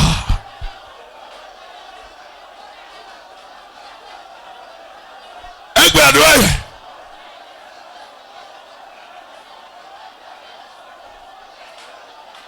Ẹ gbà.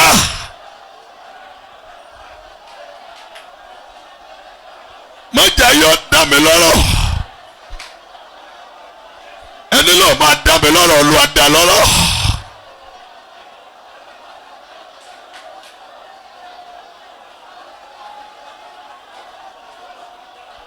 Sọ̀rọ̀.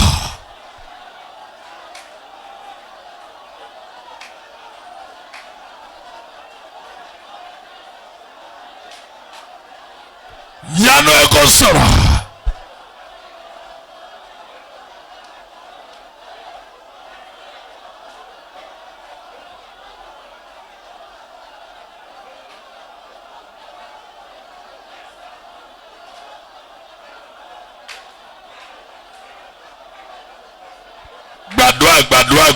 Gbàdúrà. Don't be tired, please.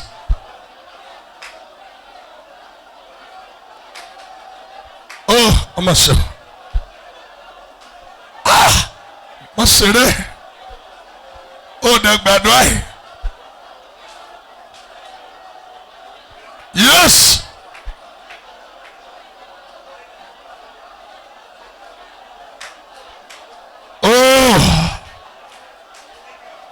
Oku 30 seconds. Gbàgbà. Ẹni sọ pé ó máa dá mi lọ́rọ̀. Olúwa bá ń dá lọ́rọ̀. Olúwa bá ń dá. Pray.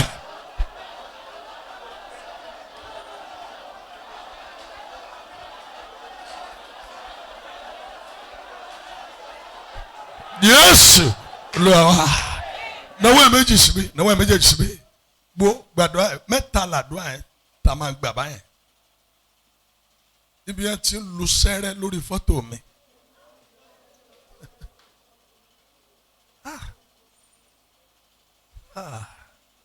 Náwó ẹ̀ nàbà. Ibi yẹn ti ń lu sẹ́rẹ́ gbé ni. Ìbò wo la fẹ́ sọ kí ni ẹ ń pè sẹ́rẹ́ lẹ́yìn ìbò báyìí ọlọ́mọ mọ̀dáràn ọ̀hún. Ta ló ní mọ́ lọ léèwé báyìí o. Sẹ́rẹ̀ ni. Okay o. Náwó ẹ̀ sókè.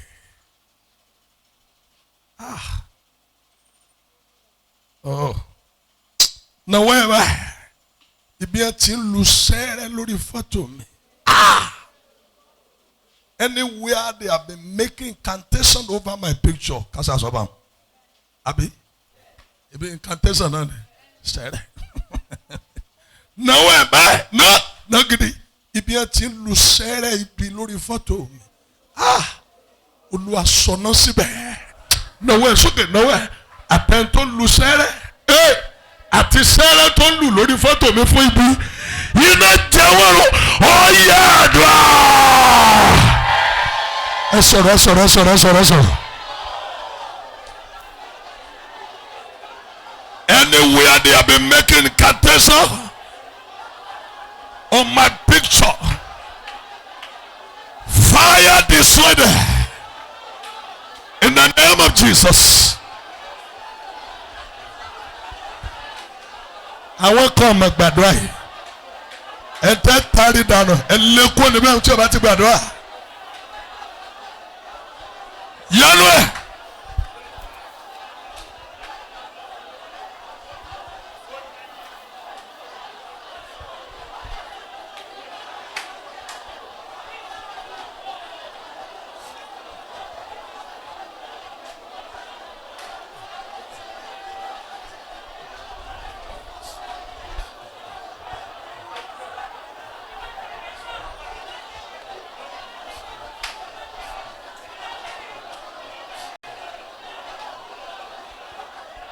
Yanu ọmọ sọ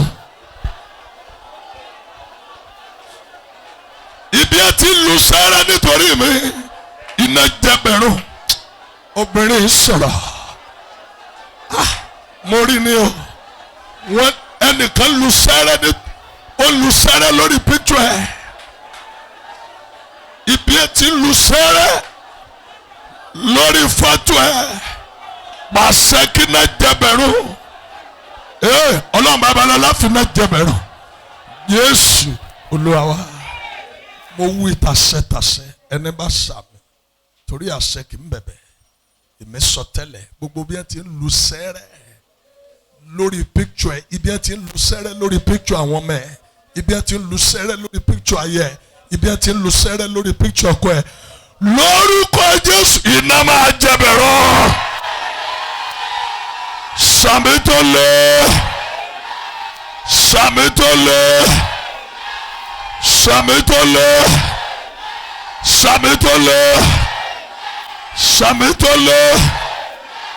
ẹnáwó yẹ sókè òkè ní ẹnàsí ẹgbàdo àkẹta yìí.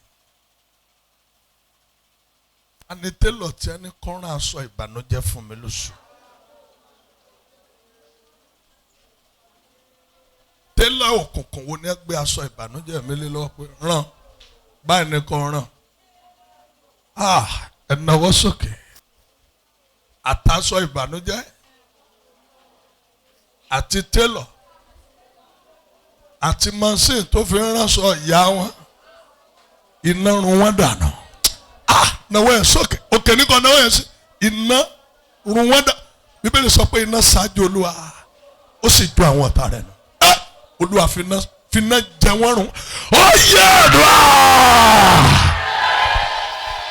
Every tailor from the kingdom of darkness that they say, oh yeah, sew the cloth of sorrow for him or her. Let the fire destroy them.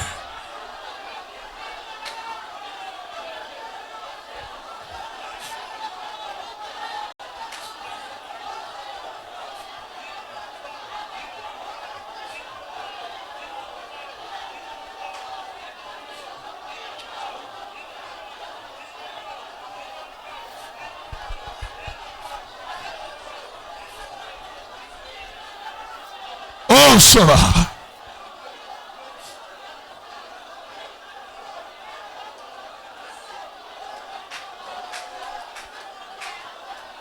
Oh, sọ̀rọ̀.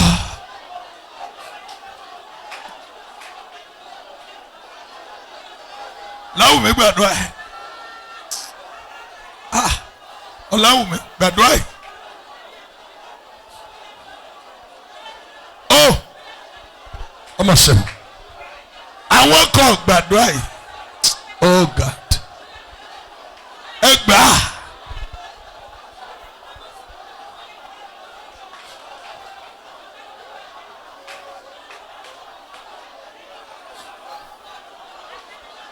Jésù Olúwa wa. Tẹ́lọ̀ tí a sọ pé kọ́rọ́ sọ ìbànújẹ́ ikú kọ́ pa.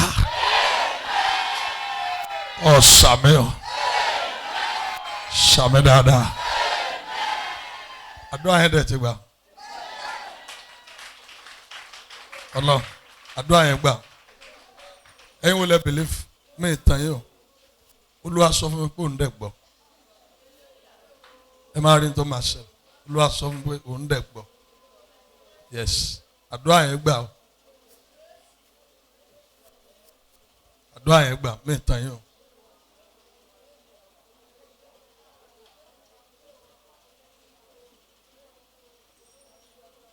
Thank you, Father. Ẹ jọ̀wọ́ sí ọba ọ̀run. Ẹ jọ̀wọ́ sí ọba.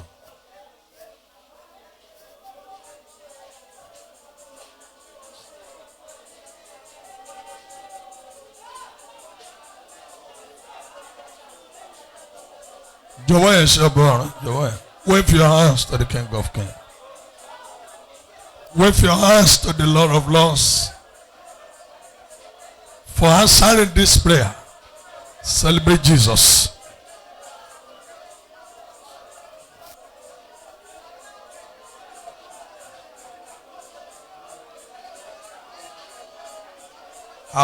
Thank you, Father.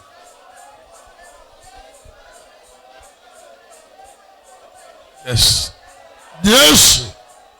Olúwa wa. Ẹ sàmì mẹ́ta.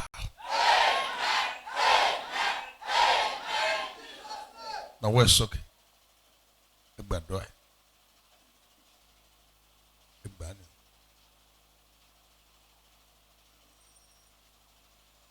Ogun tí kì í jẹ́ kéèyàn ó dúró jẹ́ǹjẹ́ ọmọ mẹ́jọ ọjà mi.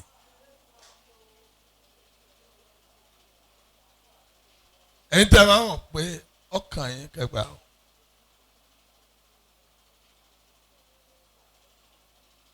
Ó ti jà wọ́n kan lé yín kò yẹ kó jà wọ́n náà. Má ṣe làálàá lórí ọmọ tó wọn ò dúró jẹ́ǹjẹ́ wọn.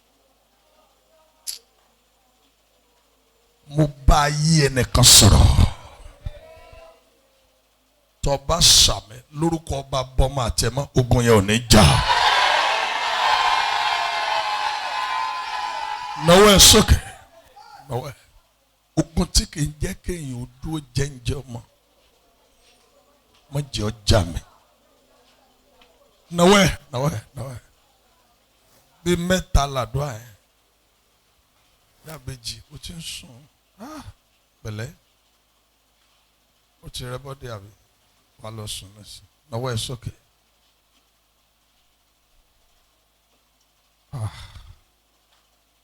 Ó jà wọ́n kan lé ìyá mi. Ó jà wọ́n kan lé bàbá mi. Ọlọ́run má jogun yẹn má jẹ́ ọjà èmi. Bẹ́ẹ̀ náwó ẹ̀ sókè. Ogun tí kì í jẹ́ kí èèyàn ó jẹ́ ń jẹ ọmọ má jẹ́ ọjà mi o. Mo fẹ́ kọ́ gbàdúrà yẹn gidigidi. Mo bí ọ ní o. Má jẹ́ ọ lábẹ́ bó tu òkúrí má jogun yẹn ọjà mi Ọlọ́run. Ọlọ́run má jẹ́ mú ìpè.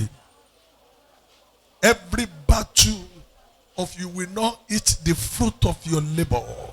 Father, conquer that battle for me. And now what's okay? Oh yeah, wow! Go back in the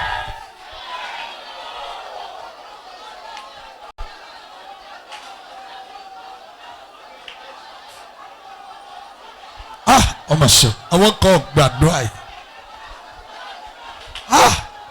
ẹ̀ẹ́dẹ̀gbà gbogbo ẹ̀tọ́ ẹ̀ka ẹ̀gbà.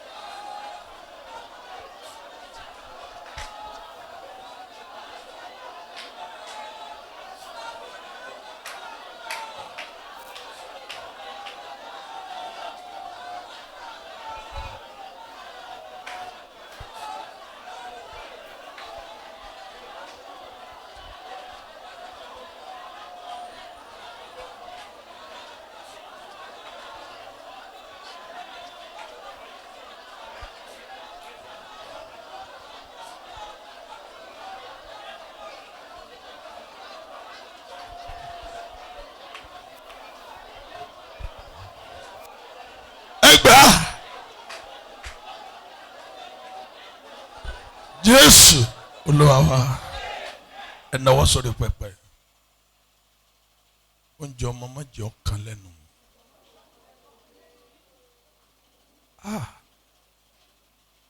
Ogun wo ló sọ pé mi ní jẹ́njẹ́ ọmọ?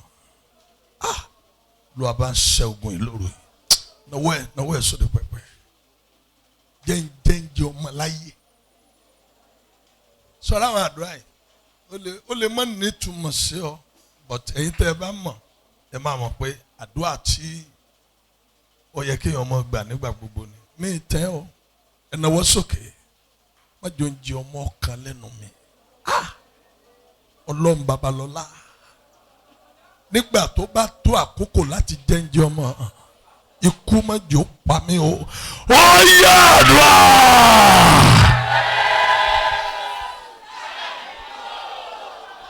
When it is time to eat the fruit of my labor, don't allow death to take my life. Masakaya balabo sakaya.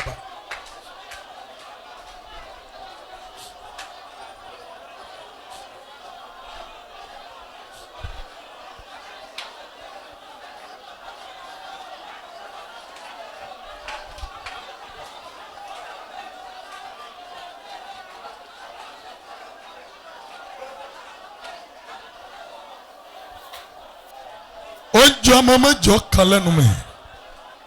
Ẹgbàá.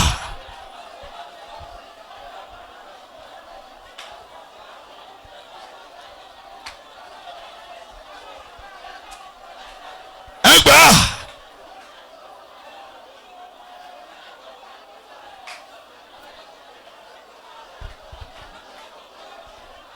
Ó sọ̀rọ̀.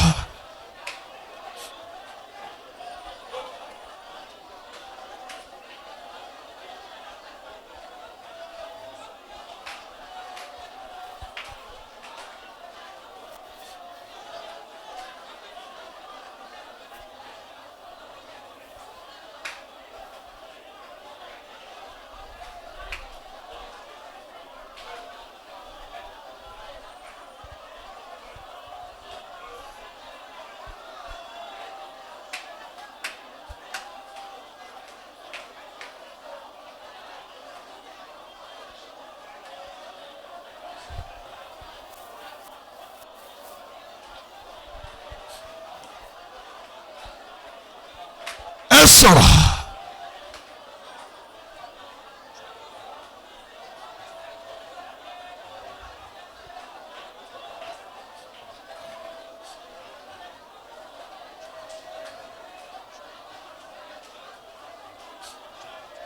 Ẹ sọ̀rọ̀. Jésù Olúwa wa. Ẹ dé ọmọ rí mo sọ tẹ́lẹ̀. Ẹni bá sàmì oúnjẹ ọmọ ò ní kan lẹ́nu. Ọfà tó ti wà lára ẹ tí wọ́n ní kó pẹ́ nígbà tí oúnjẹ ọmọ yẹn bá jiná, mo pa ní àṣẹ lẹ́sẹ̀kẹsẹ̀ tó bá sàmì iná mú ọfà yẹn jáde lára ẹ. Sàmì dáadáa, pariwo fáyà mẹ́ta. Sàmì dáadáa kó pariwo fáyà mẹ́ta.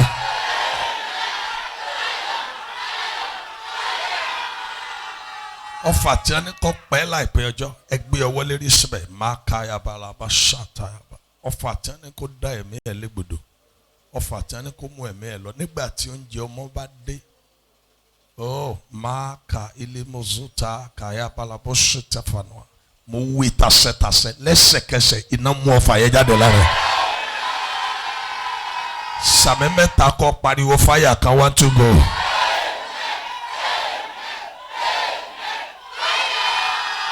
Ọfà yẹn jáde lára ẹ. Kó jáde. Kó jáde. Mo ní kó jáde. Ọfà tí kì í jẹ́ kéèyàn dó dẹ́njọ́ mọ́. Lórúkọ Jésù iná mú jáde lára.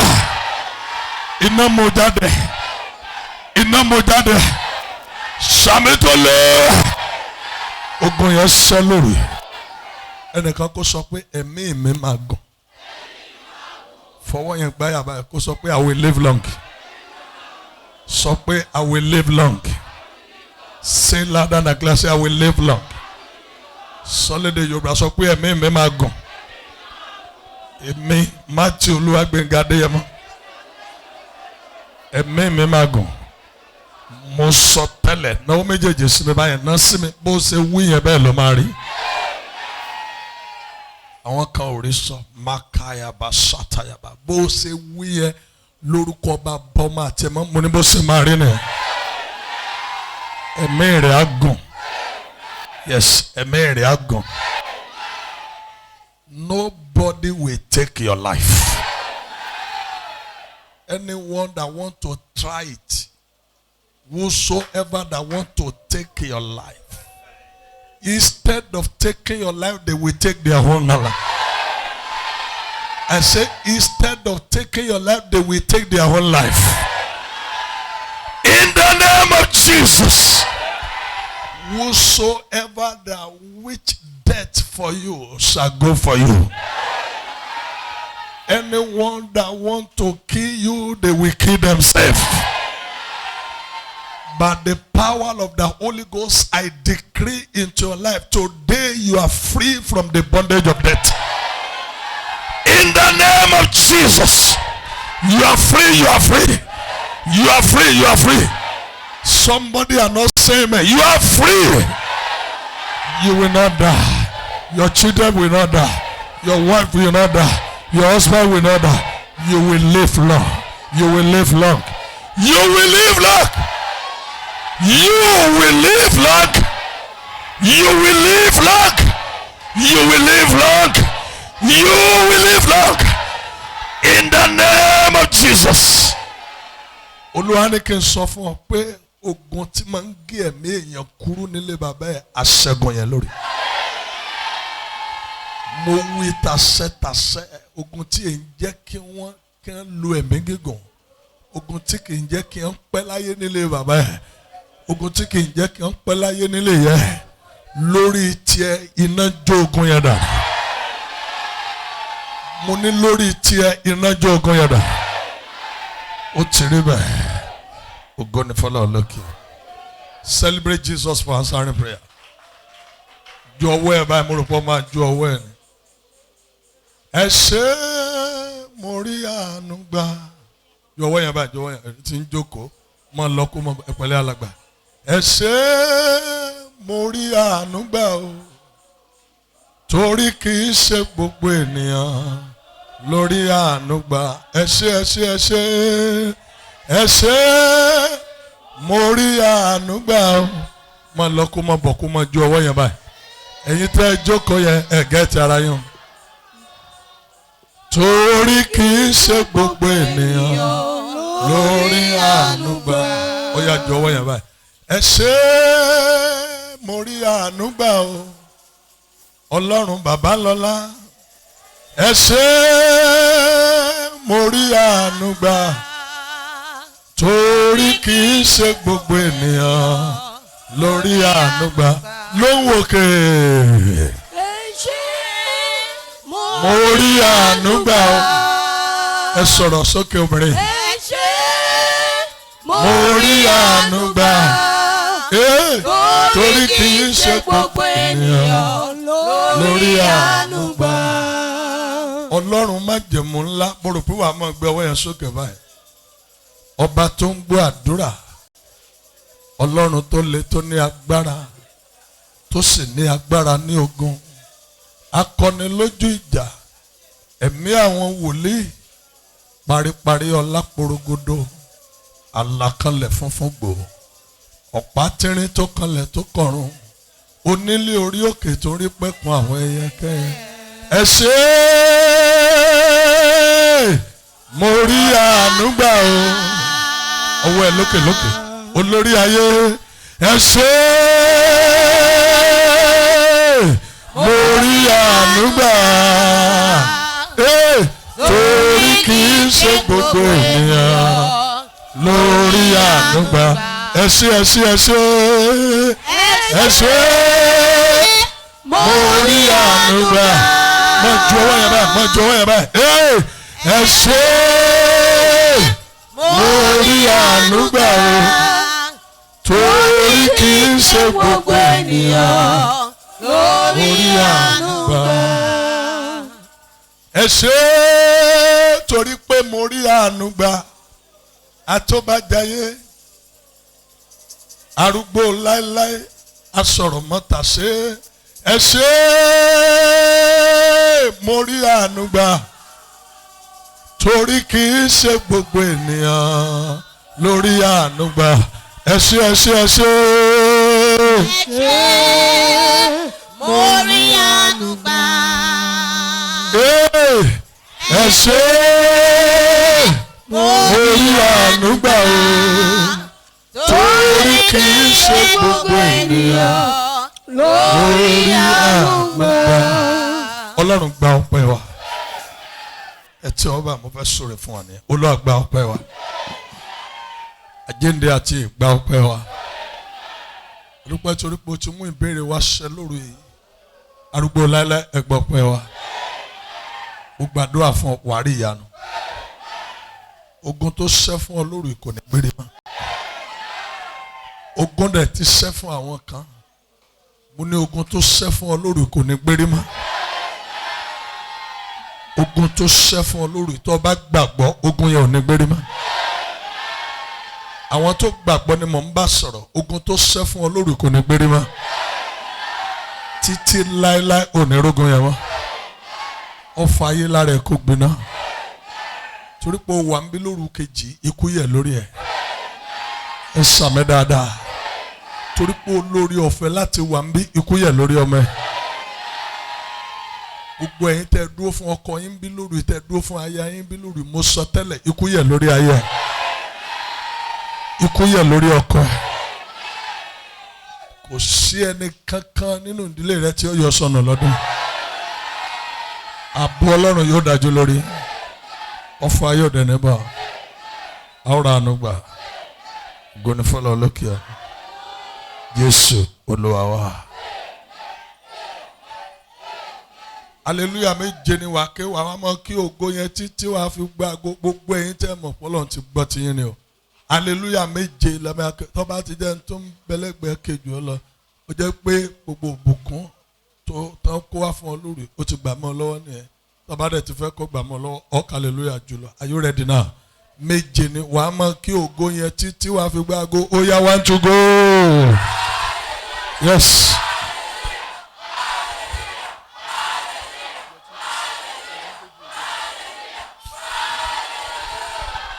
Go go go go go go go go ekerada